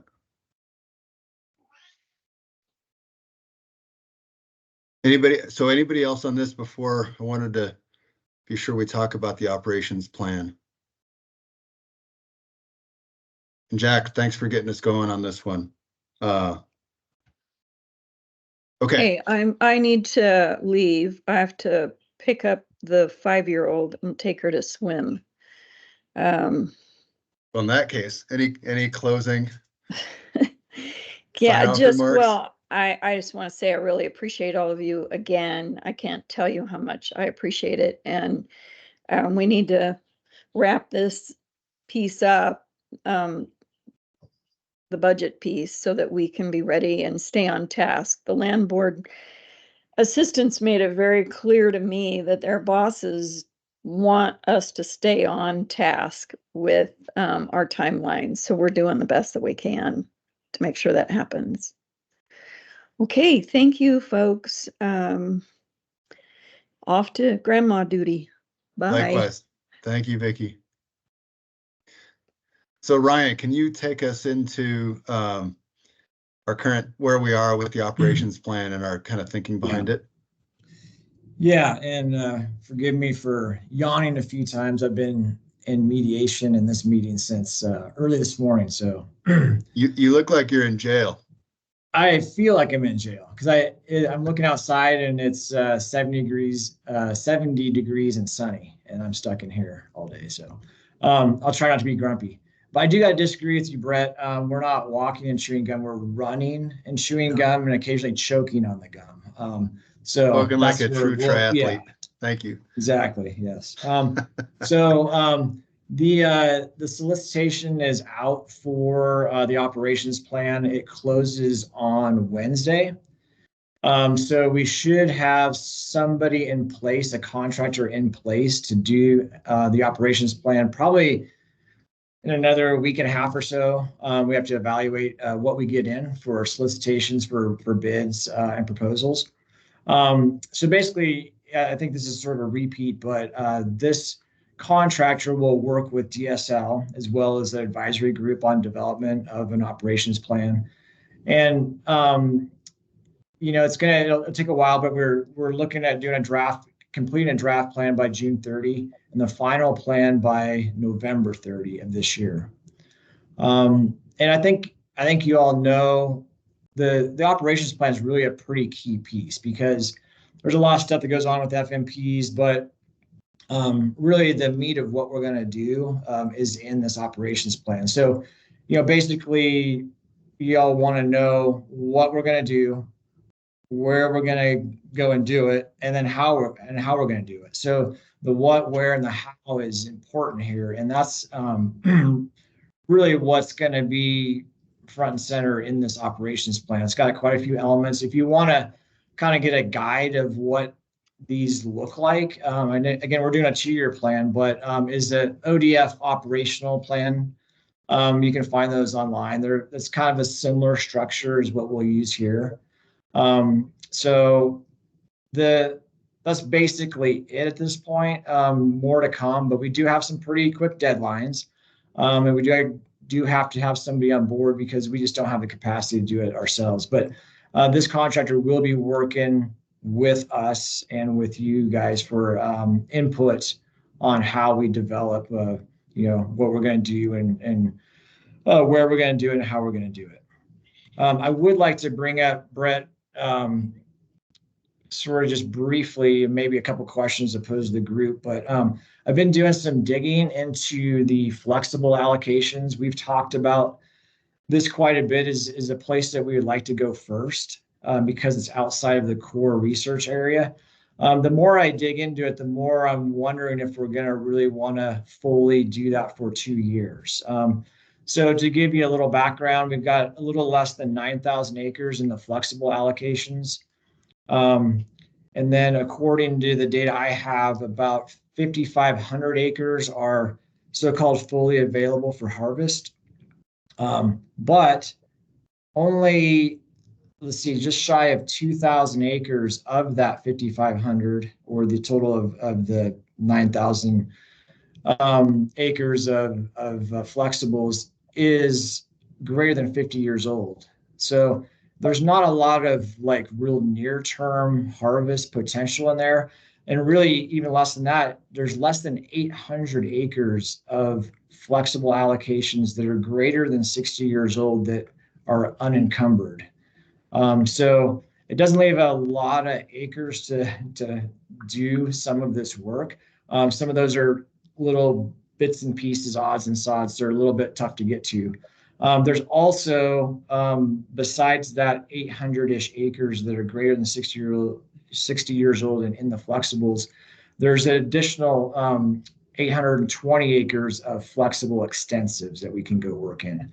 But part of this is to propose the group is, how much do we really want to do in this first couple of years, and how much do we want to go and harvest in the flexibles? Because if we go really aggressive just in the flexibles, we're going to kind of run out of stuff to do there in the first couple of years. And so that's just sort of the reality check. And so this is not only an office exercise, but I've been on the ground as well and looked at some potential areas to go. And so I think that's just something that, you don't have to answer now, but maybe think about as we look to develop this plan. And then really, we've talked about sort of this slow rollout in the first couple of years.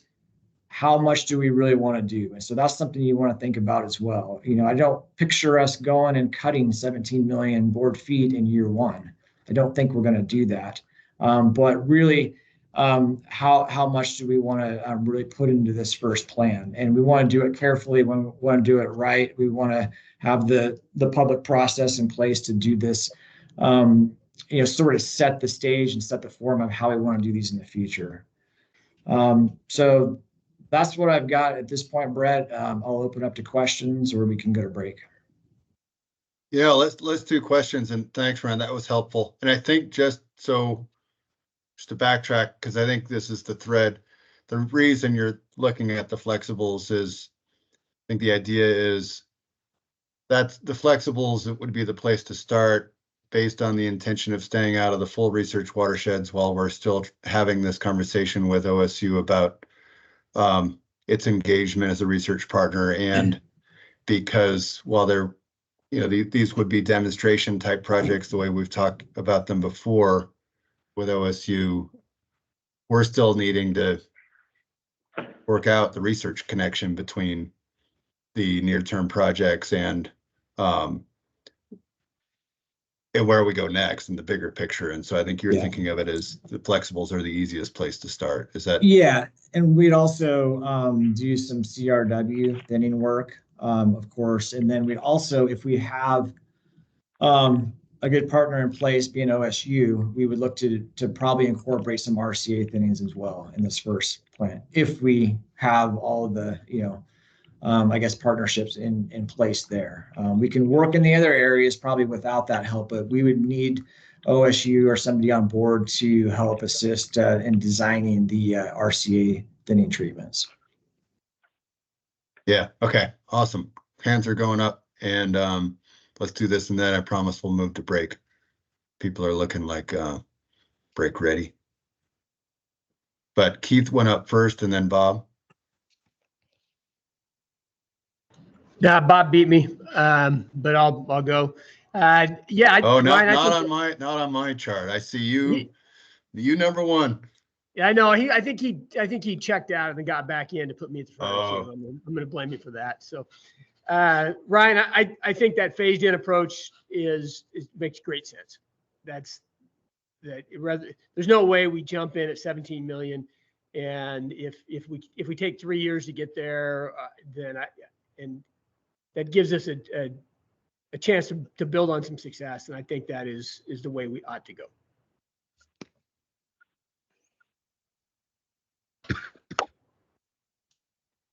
Yeah, Bob. I think one thing that would be helpful, Ryan, is to get a sense of how many acres you think are going to be consumed by those thinnings, in the first couple of years, because that leaves us with whatever the delta is that we can still do elsewhere. I also think there are more controversial and less controversial places in the MRW to go to. I mean, I think it's, especially in those first couple of years, there's some low-hanging fruit and then places that are going to take more finesse over time. So I don't feel like we should be completely married to the flexibles, I guess, especially once we know what that number is and how big it is that we're trying to potentially make up. Yeah, and one thing we will do as well is we're going to put more on the table than we actually do. So in other words, we're going to present more. We'll probably do something to the effect of, hey, here's where we're thinking of going, here's the units, but then also it will have some alternative ones as well. And where those lie, we'll sort of flesh all that out, but we're going to probably put more on the table than we'll actually do. That way we have more to choose from, and kind of decide where we want to prioritize and how we want to do it. So that's usually goes, hand in hand with developing these operations plans, is you're gonna put a little bit more on the table than you're actually going to do. So that way we have some flexibility in deciding, what the priorities are and where we want to go.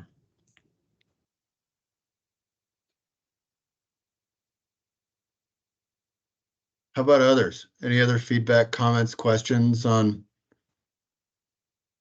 the operations plan approach? No? Okay. Well, I guess to give a little, Bob, are you still up and wanting to go or talk? I mean, I wasn't, but I will say one thing, which I think is one of the really interesting things that's kind of the next level of detail down, is the extensives and how those get laid out, and kind of how you work that 20 to 80%. And I think that's probably going to be one of the questions of greatest public interest, is how extensive gets done. Yeah, I think it's a very good question. When it comes to the fancy forestry, it's going to be a lot of debate on how we actually pull that off. And I think we're going to have a lot of opinions. So that's going to be one that also, when I do look at go back to the budget a little bit, the payroll is getting pretty fat. As we start adding more positions in there, I do have a pretty big number on the implementation. It's the contracted part of the operations and the implementation. And the reason that number is pretty big is because of the extensive treatments, as well as some of the RCA thinnings, where if you're just clear cutting, you can run out and do units all day long real quickly. But when you're talking about the implementation and really the prep work to do those extensives, it's going to take a lot of time and a lot of effort to develop those prescriptions and how it's going to be done on the ground. So, yeah, I think the RCA thinnings are really, I mean, because my understanding was those were really tied to a big research paradigm, and it just seems like it's unlikely, especially when we're talking about an August timeline, we're going to have that in place. So it seems almost like the riparian thinnings are something that are really going to have to wait for either OSU coming back in or us really having a true sustainable research paradigm to support that. Because that was one of the big concessions from NOAA Fisheries. I think that, yeah, and Brett, you can talk about this too, but yeah, the RCA thinnings, we're gonna have to have a research entity really lead that. And if that's not in place for this plan this round, then yeah, we're not just gonna do it ourselves, because that's the one part we really do need help on. Yeah, I mean, we're working against biological issue too with, there are constraints in the HCP on when you can enter stands for thinning and age constraints. And so we only have a certain amount of time, given the age class structure on the Elliott, to do thinnings. And there's to get the habitat response around tree structure and related aquatic structure. We're also up against that too. So I guess as I move us into break, I think maybe giving a little voice to what's unstated. Forget what you said, Ryan, whether it's running and chewing gum or running, chewing gum, and doing 5 other things as well. But juggling, we are. I mean, we are. If it's the wood, in the stream, wood floating down a stream analogy. Think about multiple pieces of wood floating down a stream, and anyone can eddy out at any one time, or anyone can take a tumble over a rapid and get submerged. And ideally, we're trying to keep multiple pieces floating down together, and we're having to do it in a context where we're still trying to sort things out related to each of those pieces. And so with OSU, we really do want to know, and we want to get to a place where we have more clarity about, in or out as a research partner. And OSU in turn, I'm sure, wants to know where we're landing on some of these pieces. And so that's interrelated, but it's hard to move certain things forward without knowing the answer to the question of who is the lead research partner. We're trying to work out the indigenous interests and tribal forestry and how that can look, while at the same time advancing an operations plan. And so how the two can meet and when they meet depends on further conversations about addressing indigenous interests. We're trying to get to an HCP with permits that allows us to operate. Well, there are variables in that equation that we're not in control of totally around timing. So we are trying to do a lot at once, but the working theory is, if we want to be operating and we want this thing to be real as a research forest, we need to be working on multiple fronts instead of waiting to stop one front before we start another.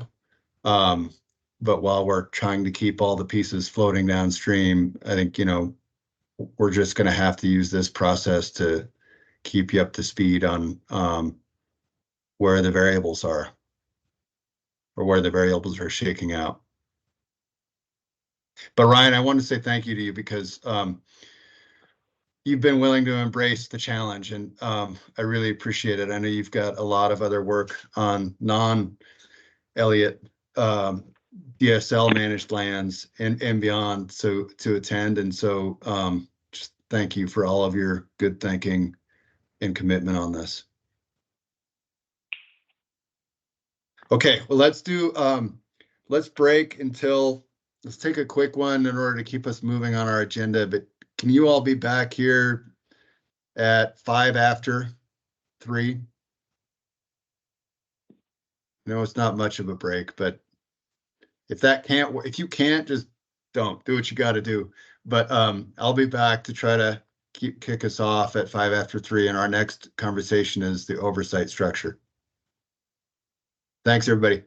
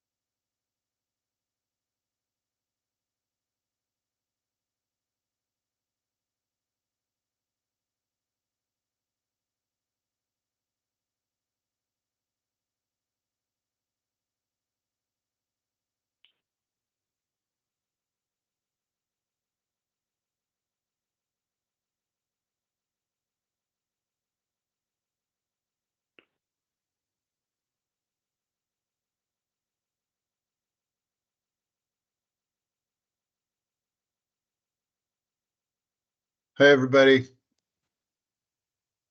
Hey, Bill. If others are back and ready, if you could just switch your cameras on to signal, that would be great.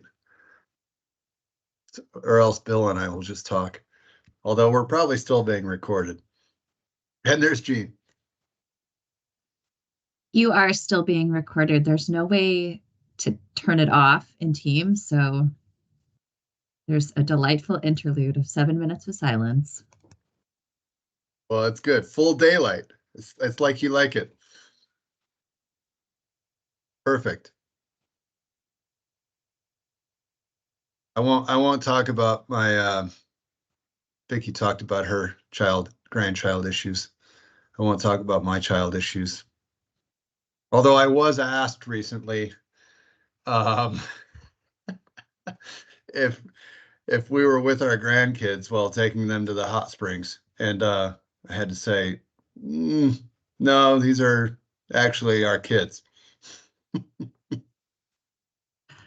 I feel Yeah. like my time is coming for that, Brett, too, because I'm graying. I'm getting grayer every day, and Hazel is remarkably youthful looking still. So, Yeah, well, male pattern hair loss hasn't hit you. I think that doesn't help my age. I gotta say, Montana is rough on the skin. Don't be too sensitive about it. When I was 35, I had some guy ask if my son was mine or my grandkid. So I was like, come on. Yeah, I know. That was my reaction. It's all right. Thank you. Thank you. As somebody who's been there. Okay, well, I don't know how many people actually want to listen to this when they hear the recording anyway. So let's get back to business. Thank you, Mike, Keith, Melissa, and others are trickling in. I'm gonna just launch into this knowing that we may need some time to talk about it, and I want to try to keep on track with public comment. I'm not sure if we have any, but in case we do, at the time that we promised. Okay, good. Jack's back. Thanks. Okay. Next on the agenda is talking about the oversight structure. And so this has been one directly tied to, what will the board of directors look like for the Elliott State Research Forest. And I guess broader than that, though, just to tee this one up, public engagement, public accountability, and transparency have always been staples of the land board's intent and approach related to the Elliott. Once it became clear it was going to remain a public forest. So that public oversight structure is really a key component of where the land board rededicated its intentions around in December of this past year, that that kind of public engagement and public oversight and accountability and transparency were still fundamental, and a board of directors is the work plan piece that we've been charged to develop tied to that oversight. So Senate Bill 1546 had a lot in it around governance and oversight and accountability, and the actual pieces of the board. We don't have that statute anymore, but what we have tried to do through and this will be the third time we've looked at this document, not this document, but there we go, this document. What we've tried to do is draw from Senate Bill 1546 and the legislative commitments that were made there, in part because the legislature, through bipartisan and very strong support, embraced it, but also because advisory committee members, as well as other interests and entities, supported the legislation with this in there. And so I think where we are is, knowing it's the third time we visited on this document, the key next step for this is taking a structure to the land board and asking the land board to adopt it at the April 9th meeting, upcoming land board meeting. And so while we do have one other meeting amongst ourselves as an advisory group before then, I'd really like to just try to tie this off as much as you all are willing and able today. And then we can park certain things for an April 2nd discussion, but I think the things to be thinking about in this document at a high level, and there are a few questions I'll steer us back to, are this documents and the structure is divided up into what would be the responsibilities of the board, the duties and responsibilities of the board of directors. And then scrolling on down to the bottom, what would be the roles of the state land board? And so when the state land board considers action in April, it will need to be thinking about what it's ready to commit itself to as a role. And these things are taken from Senate Bill 1546, so they won't be brand new or a total surprise.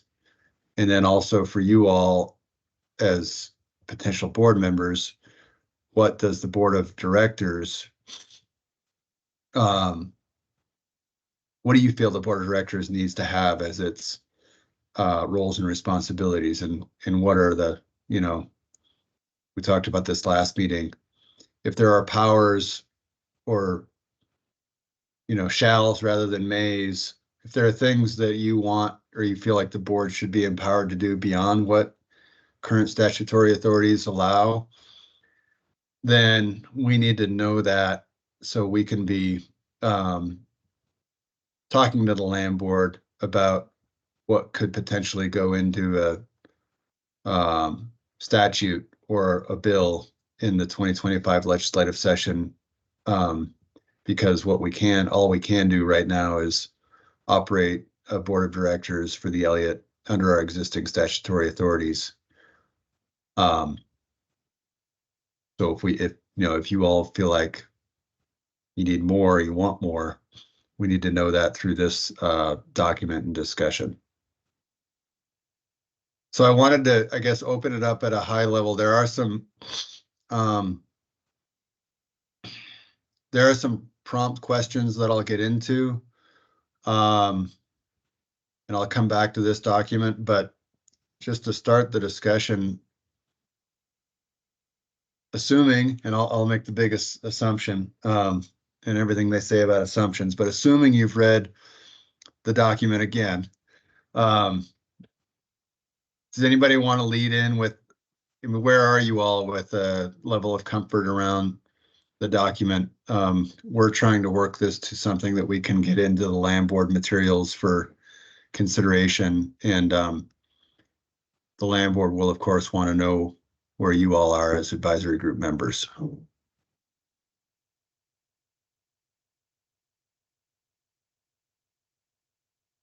So I guess without leaving a totally open-ended question, is anybody, when you've read this, does anybody see any fundamental flaws that would hold them back from saying, yeah, this is looking pretty good? And then I want to, if we don't have that, I want to ask that first, but if we don't have that, I want to go to the question of what more does it need? Mike, thank you for raising your hand. Yeah, so I think overall it's good. I know that you noted a couple things in there that depending on who the research entity ends up being, that we'd have to make a change to, like in the first part being, in the board of directors, one of them being the dean of the College of Forestry at OSU. Obviously, if they're not going to be the research entity, then that would need to change.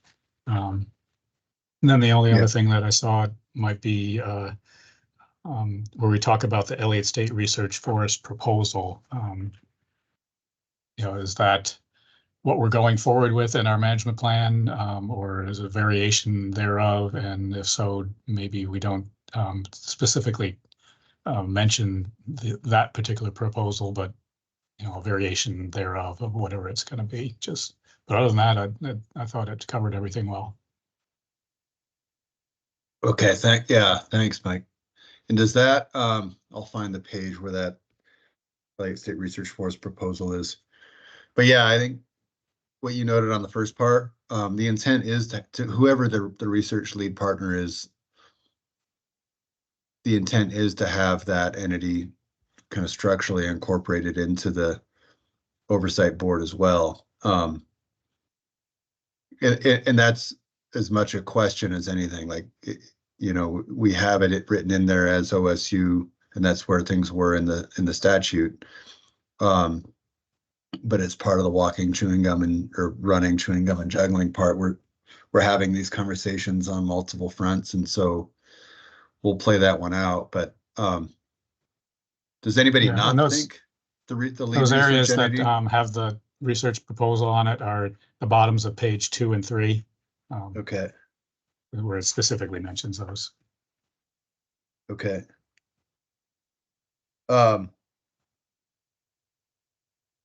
Yeah, and then back to the first point you raised, Mike, does anybody not think the lead research entity should be part of the board? The thinking on that is to keep the research integrated with the board's direction. Okay, I'm not seeing any no's. I think it depends on whether we have a lead research entity. I mean, we've talked about a couple of different models. One is that we have a forest, some of the positions we talked about earlier, and that we hire contract partner with a variety of entities. And the other is that we kind of hand it off to somebody to handle the whole bucket of things. And it seems like we could wind up in either place. Yeah. In which case, who serves on the board becomes a different question, really. Yeah, agreed. So I think on that one, we need to play this out and see where we're landing with research entity. Yeah, and that one also is a non-voting member, correct? Yeah, I understand it. Yeah, and Keith, I see your hand there. Yeah, I just want to ask a question about basically the first two items under the board duties and responsibilities, A and B, and the board shall, and both refer to the board shall evaluate, but there's no particular statement of what is done with that evaluation. As it is, it's largely an empty phrase. And so I just wanted to check and see if that's boilerplate stuff for DSL and the state and boards like this, understanding that we are an advisory board, or is it appropriate there to provide a link in A and B to what follows that evaluation? Does that make sense? So if we're asked to evaluate, what is the result of that evaluation? And right now, at least in A and B, it's not clear. And I think if I go down further, I can find where it says the board shall, but up front, it simply gives the board the ability to evaluate data, but it doesn't really spell out what is done with that evaluation or how that evaluation moves forward. Yeah, okay, thanks, Keith. So my thought would be, in some of this language around the action verbs under the board's responsibilities, this is a cleaned up version of the previous, track changes version that we worked on and had Department of Justice feedback on.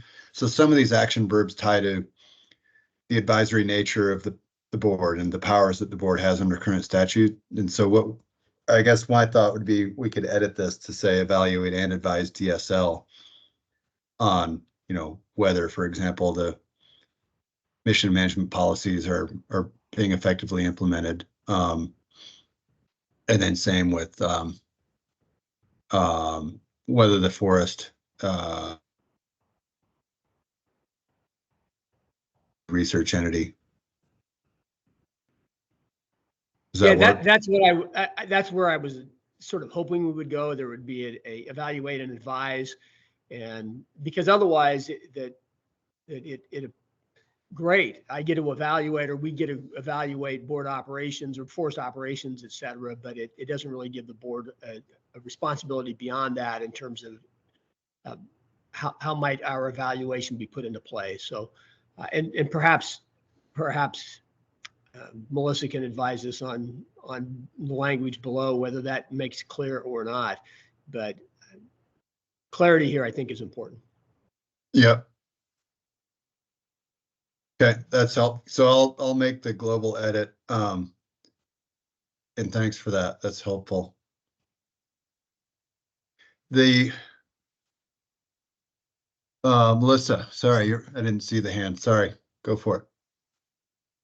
I was just going to say, Keith, we have plenty of lawyers on this call, more than anyone really needs. I suppose I think we need to take a harder look at this and look at whether, some of the things that we're asking the board to do still make sense. Like, I am not prepared to ensure that DSL complies with public meetings law. That's DSL's responsibility and not mine as a member of the board. I'm prepared as a board member to make sure that I comply personally with public meetings law. But I don't think it's as simple as just, changing the name to advisory board and moving back. I think we need to look hard at whether all the responsibilities that are in here still make sense for an advisory board as opposed to, a governing body. Yeah. Well, in that spirit, do you have any specific ones you want to call out other than the one that you did, or do you want to take a little time and then we could provide? I mean, there's no reason not to provide, written feedback, and we could bring it back at the next meeting too. Yeah, I mean, my knee jerk is you can really just cut most of this down to J, which is after considering public comments, advise the ESRF forester and or DSL director with recommendations on the following. And maybe you need to add some things into that. And I really, that's without me sitting down and doing a careful comparison. But, I think that is this advisory board's new function, is advising either the forester or the DSL director, or if it's a state land board, you tell us who we're advising. Yeah. As to these limited number of issues that you want the board to opine on.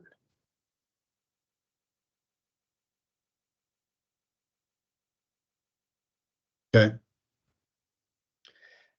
Any others? I guess the question I have there, though, is if the thinking is that we're eventually going to be a real board, if we're thinking that there's a likelihood of legislation in 2025 to kind of solidify us, and if we're also thinking that the land board doesn't really want to do this work ultimately, or now really, that they want to delegate this down, how much of this do we want to kind of start to take on informally in preparation for our ultimate role, and how much of it do we kind of want to push off and say that's no longer our function because we're in an advisory capacity?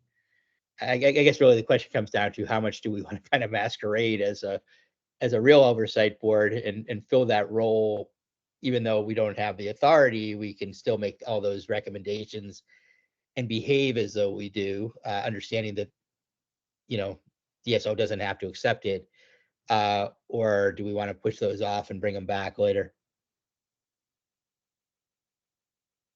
I think that's important for you all to be able to tell us so that we can tell the land board. I mean, if what I think what you're getting at, Bob, is there's a period of time where a board could function in the advisory. I mean, you can be a board under the current statutes, and you can be a board tied to the Elliott. but the powers that you have are going to be limited by our current statutes. And so there's, probably a way to craft, like, okay, here's what the board would be advising on while it is just an advisory body. But if what you're getting at is saying you all think the land board needs to know, you ultimately want different statutory authority to do, to be more than just an advisory board, and kind of cleave back some of the powers that the authority board had under 1546, then that's something that I think needs to be brought into the land board's awareness, and then it's relevant to a future legislative session.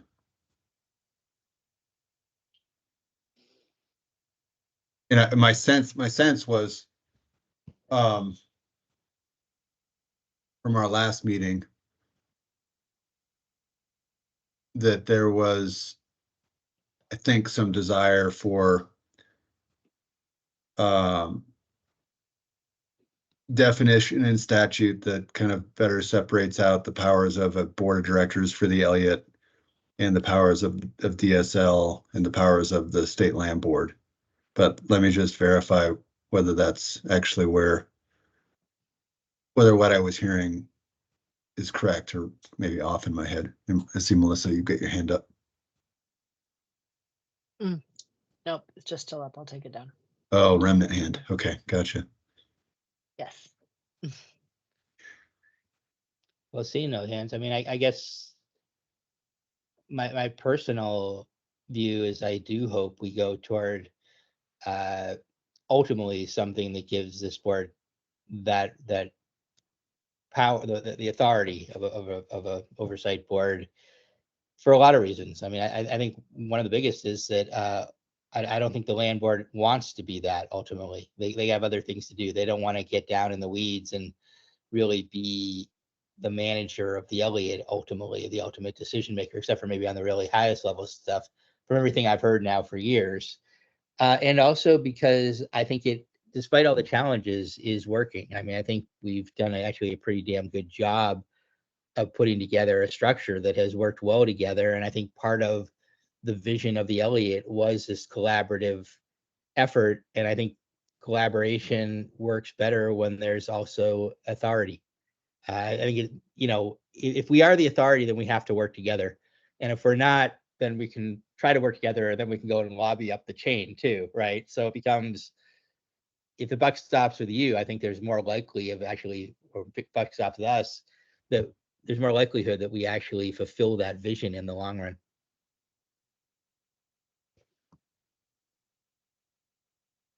And I think that's a good point, Bob, and perhaps this is my misunderstanding, but I mean, from what we're discussing, I don't think the board at this time is going to have that responsibility. And I suppose I always think about, what if nobody that's currently on this board decides to ask for reappointment? Is the next group going to come in and say, well, these bylaws say that we have the authority to do all these things. How come we're not doing them? Because it says shall. So if I was a new board member and hadn't been through this whole process, I would feel that I was being derelict in my duties if I was not doing all the things that are listed in there. Yeah. How are others feeling? Because I think it's that Melissa's, like, the reality is there's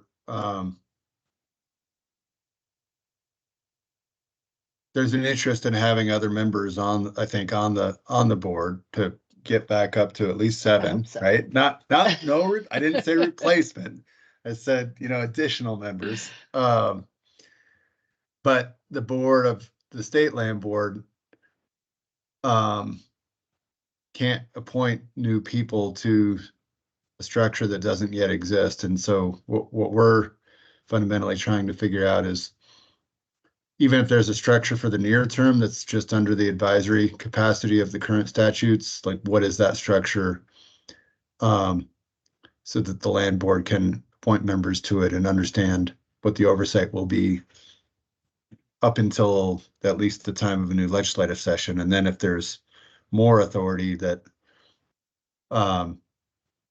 is desired by advisory group or future board members, then that kind of structure is relevant to crafting or relevant to legislative content in a bill.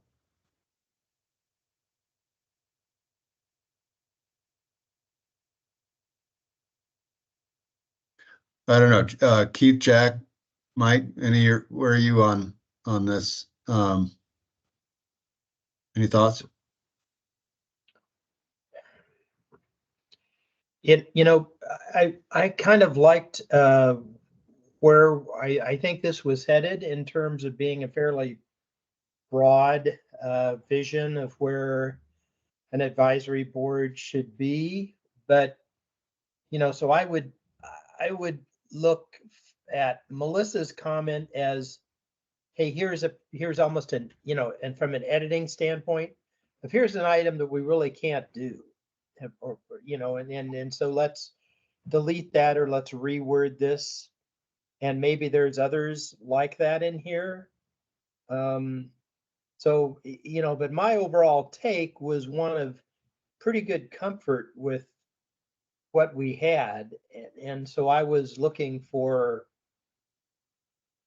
how we could edit this and have it all work for us, as opposed to developing something for just kind of an advisory role and then really reshaping it completely maybe down the road. That wasn't where I thought we were heading with this, but I think Melissa's comments well taken, that there may be some things that we simply are not in a position to do, and and we should modify that accordingly.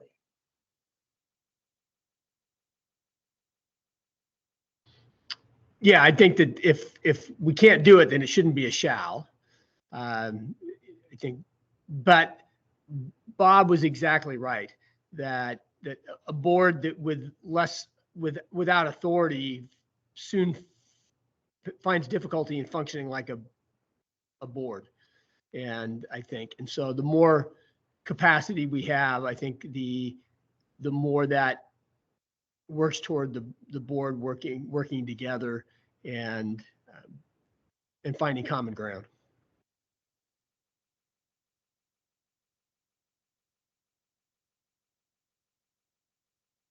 Okay, thanks. And Mike?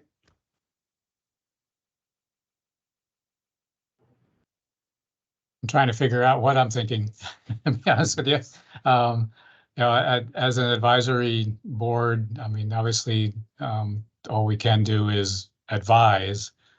If we were to go down the road eventually and be more of a, lack of another word, management board, then obviously some things would definitely have to change. What would be our relationship with DSL, with the folks who are hired by DSL to do the work on the Elliott. So I'm not quite sure how that would be set up. But I agree with Jackie. If there are things, and Melissa, if there are things in here that that as an advisory board we really can't do, then they should be taken out or reworded so that it says we review or provide advice to DSL about this or that. Okay. Okay. Yeah, and maybe you could look to Melissa to flag things that you think are clearly beyond our legal, where we just, I guess we don't really have much authority at all, but things that we can't hold DSL responsible for complying with the public meetings law, maybe. But are there other things as well in here that you looked at that you saw that hey, this is really red flag kind of thing? No, I think we could just change it to may, instead of the board shall, we could really just, the board may advise DSL on the following, or may, review the following. I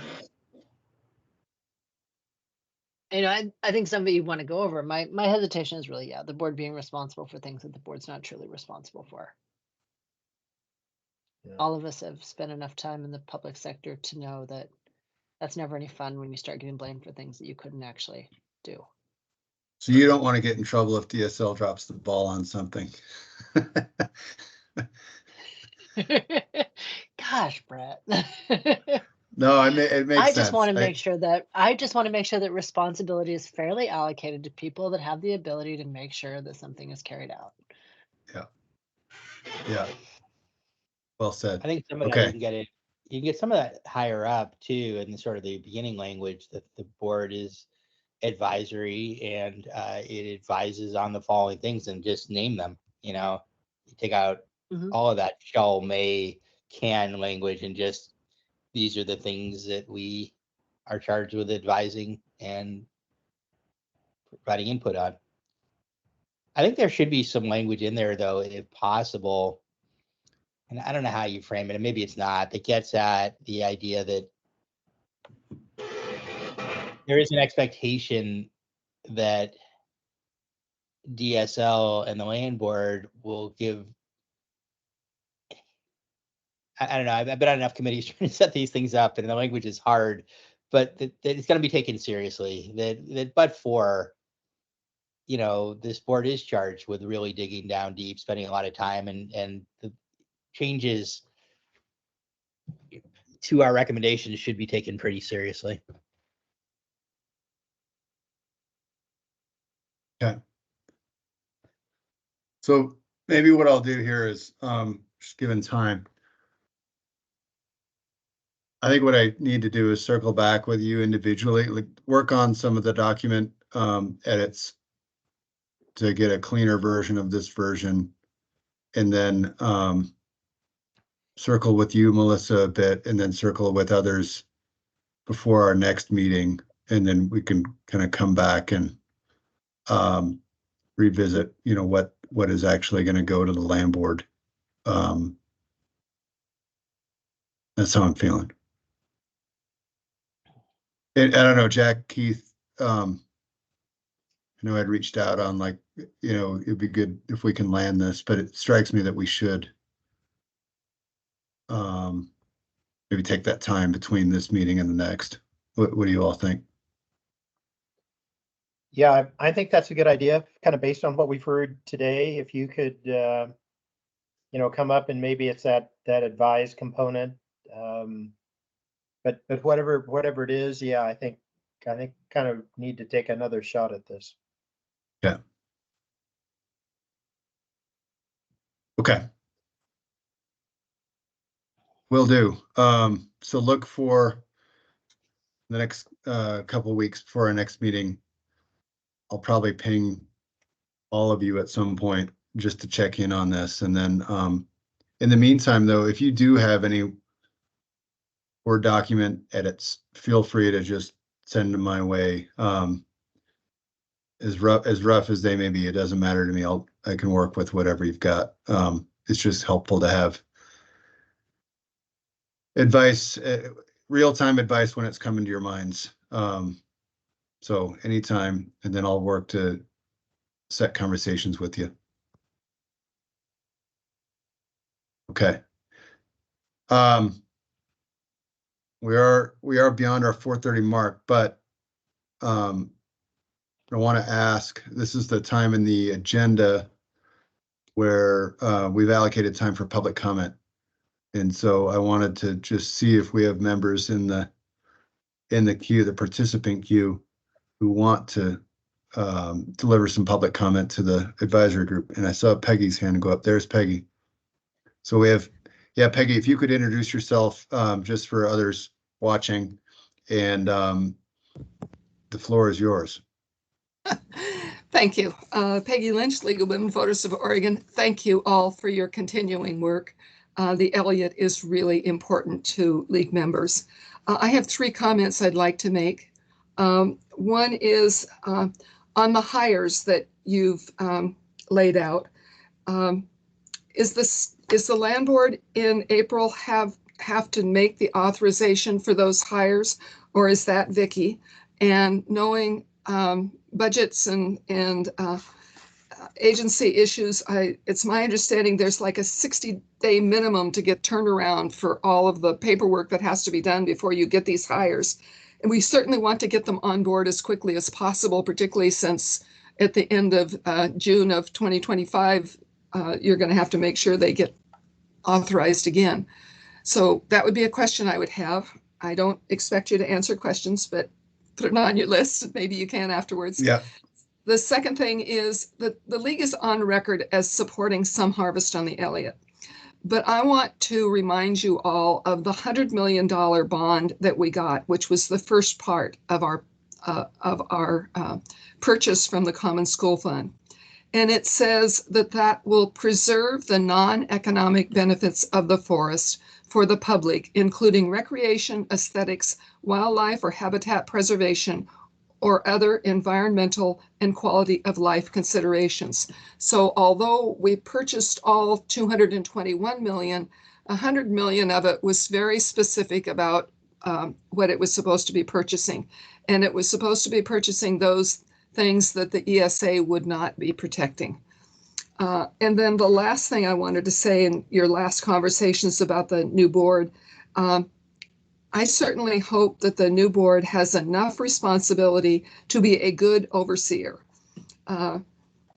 because it's really important, and you are important to be the public's voice, all of the public. And the more responsibility, I believe, the easier it will be to get highly qualified people such as yourselves to take on this project. So thank you for all your time, and I appreciate your ongoing work. Thanks, Peggy, and thanks for good comments, spot on. And I'll be sure we circle back to you on the hiring question. Any questions for Peggy, feed or response to Peggy before it looks like there's at least one more person on public comments? No? Okay. And Peggy, thanks. And thanks for your commitment, diligence, and constant tracking of all things Elliott in public interest. Let's go to Francis Etherington. I see, Francis, your hand's up, and I think you can hear me, yeah?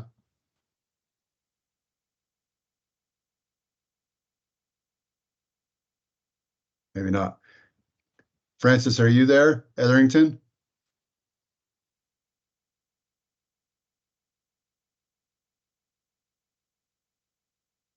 Okay. We might have technical difficulties going on, so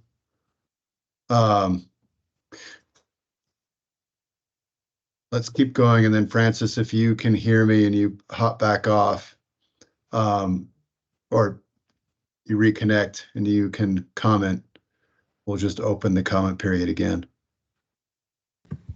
She can't seem to turn on her mic. Oh, okay.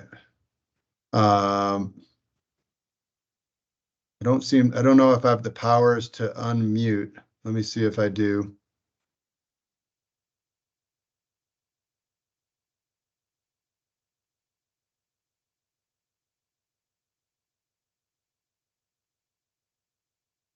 Yeah, I can't seem to unmute Francis, and Allie, I don't know if you can.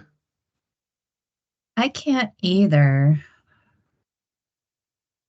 Let me poke around for a second here, but.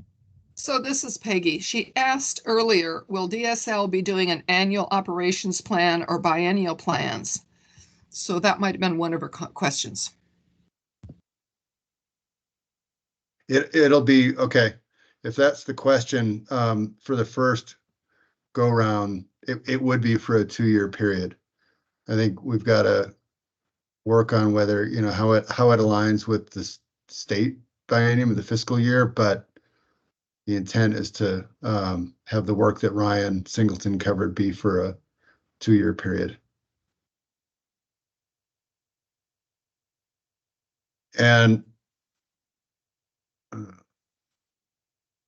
This is interesting. I'm not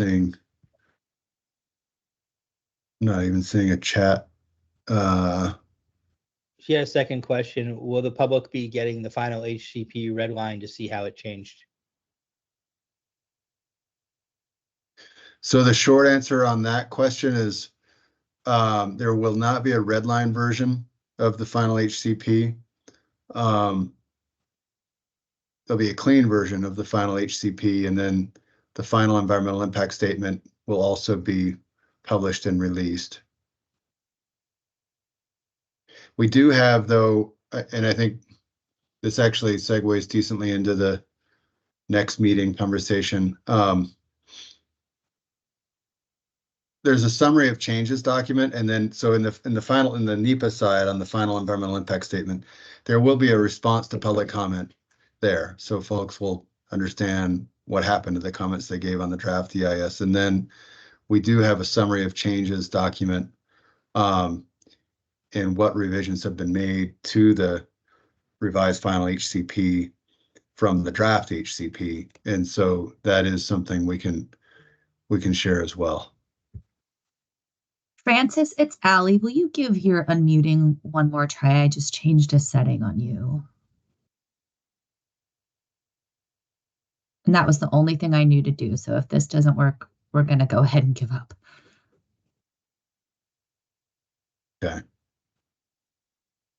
And on my screen, I don't have a chat box and I can't see anything there. So if anybody else, Bob, thanks for doing that. If there's anything else happening in the chat, Allie, could you let me know or Yeah, just read it out? Francis is asking some other, she's saying it still doesn't work. So her other two questions are, does the budget include the other operations on the forest, like road upkeep, and include with Board of Forestry lands currently logged on the Elliott?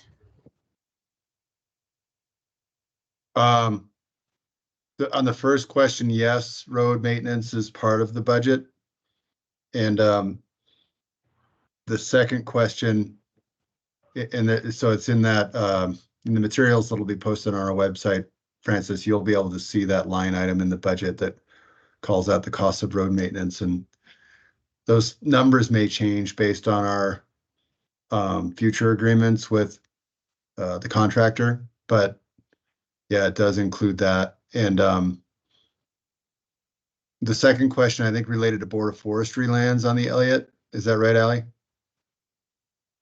So at this point, there's nothing, the permit area for the HCP and the intent for operations would be focused on the DSL lands within the Elliott, and the Board of Forestry lands are still under Department of Forestry jurisdiction. And, I think there's a good conversation and a past partnership extension of a conversation that the then Perspectives Board received from Coos County Commissioner John Sweet, but there's more conversation to be had, obviously, about the future of those lands and directly involving ODF.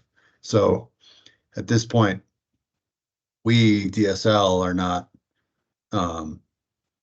advancing actions on the Board of Forestry lands. No. I think that covers it. I hope. It's hard to know. Okay. Anything else in the chat, Allie? Francis, I'm gonna get this wrong. I know it, but she's noted that other workers on the Elliott included in $400,000 road maintenance, and that lots of road use currently on Board of Forestry lands. I think that's more of a comment than a question. And if I got that wrong, Francis, please let me know in the chat. But she's also saying, okay, thanks. Yeah, and then Francis, feel free to follow up post-meeting with either Allie or myself, and sorry for the technical challenges here. Yeah, she's now indicating it's too complicated to type, so please do follow up with us, and thank you for your patience. Okay, so last agenda item here is just a preview of next meetings. and one is the advisory group meeting on April 2nd. And so I wanted to touch with you all really quick about what we would cover there. And then the other upcoming meeting is April 9th. I'm sorry, I don't think in the agenda it was flagged with the specific day, but the land board meeting, the next state land board meeting is on April 9th.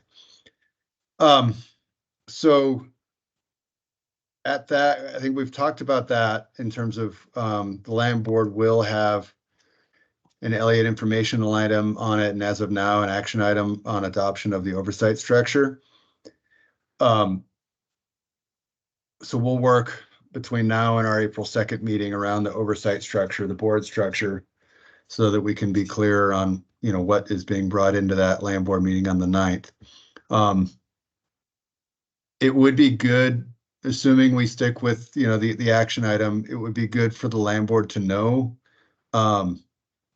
where the advisory group is on the oversight structure document that DSL will be presenting.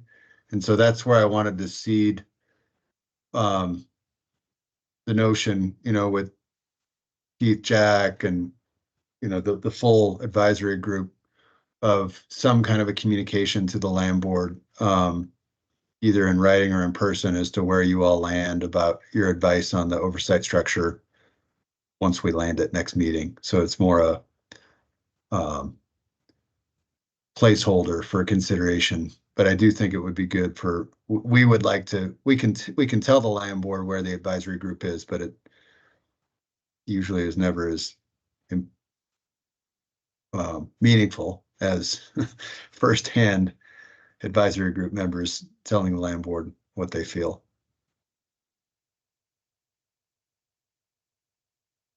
So if you can all be kind of poised for that, that would be great. And maybe just, we'll bring this up again at our next meeting, but just a placeholder around the 9th for the land board meeting, and then the notion of some kind of verbal or written input for our next meeting with the on April 2nd. Two of the things that we didn't do, that we didn't get into too much today, that I'd like to propose we get into, or that DSL brings forward, and you all have a chance to talk about it more. One is that mention I made of the summary of changes in the habitat conservation plan. And so getting that out to you in advance, and then having some time at the next advisory group meeting for you all to understand where the shifts and revisions have been on the habitat conservation plan. And we can also do an update on where we stand with our timeline based on what we know then. And then on the forest management plan, as we're kicking off the draft of a forest management plan in April, we'll want to talk, I think it would be good to talk about where that's headed, and you know, what DSL is thinking about in terms of you know, what Vicky articulated around we're using and building on the OSU FMP, but how will the DSL approach look? How will it differ? And give you all a chance to kind of hear and provide input on that before the draft process launches. And then separate from that, I'll be sure we get it to you when it's out, but we'll be communicating another intended concerted outreach to federally recognized tribes around engagement in the FMP process. So those would be two items on the meeting agenda for the 2nd. And I feel like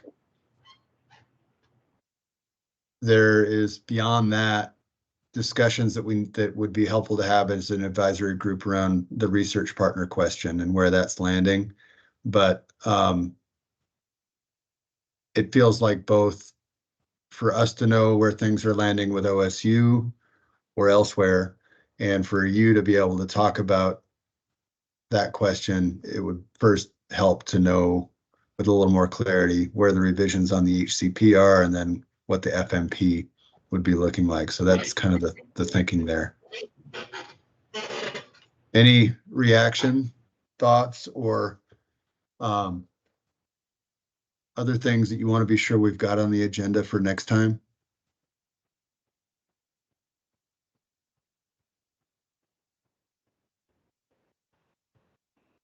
Anybody thumbs down on the notion of FMP or FMP and HCP summary, plus we need to tie off the management structure? You know, I Sorry, the I think oversight all those are, structure.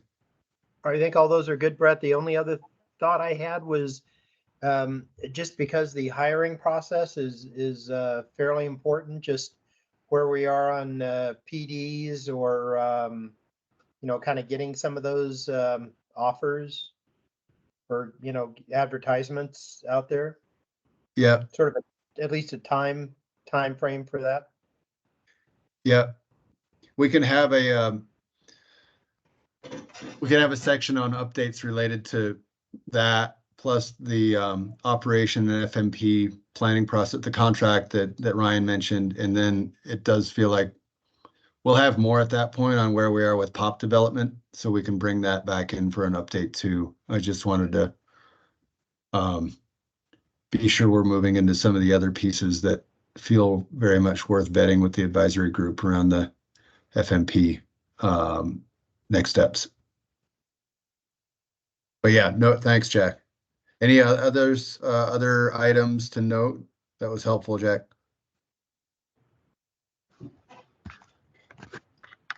Okay.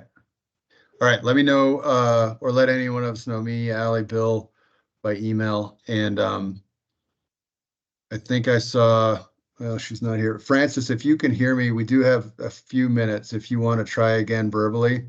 But if not, I think we're about ready to wrap. I saw you went out of the meeting and then came back in.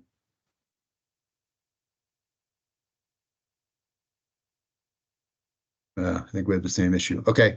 Is anybody else out there? There's a 541 number, and then Josh Laughlin. And then I see Shannon and Jen from OSU. Does anybody else want to do or offer public comments before we close it out here?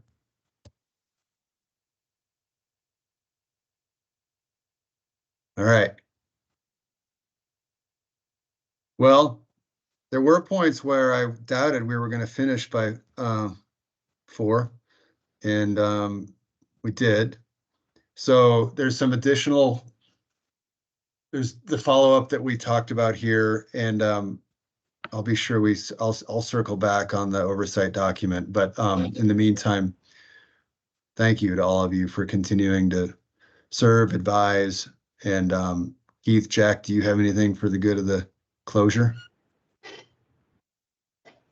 Any jokes? Any kind send-offs?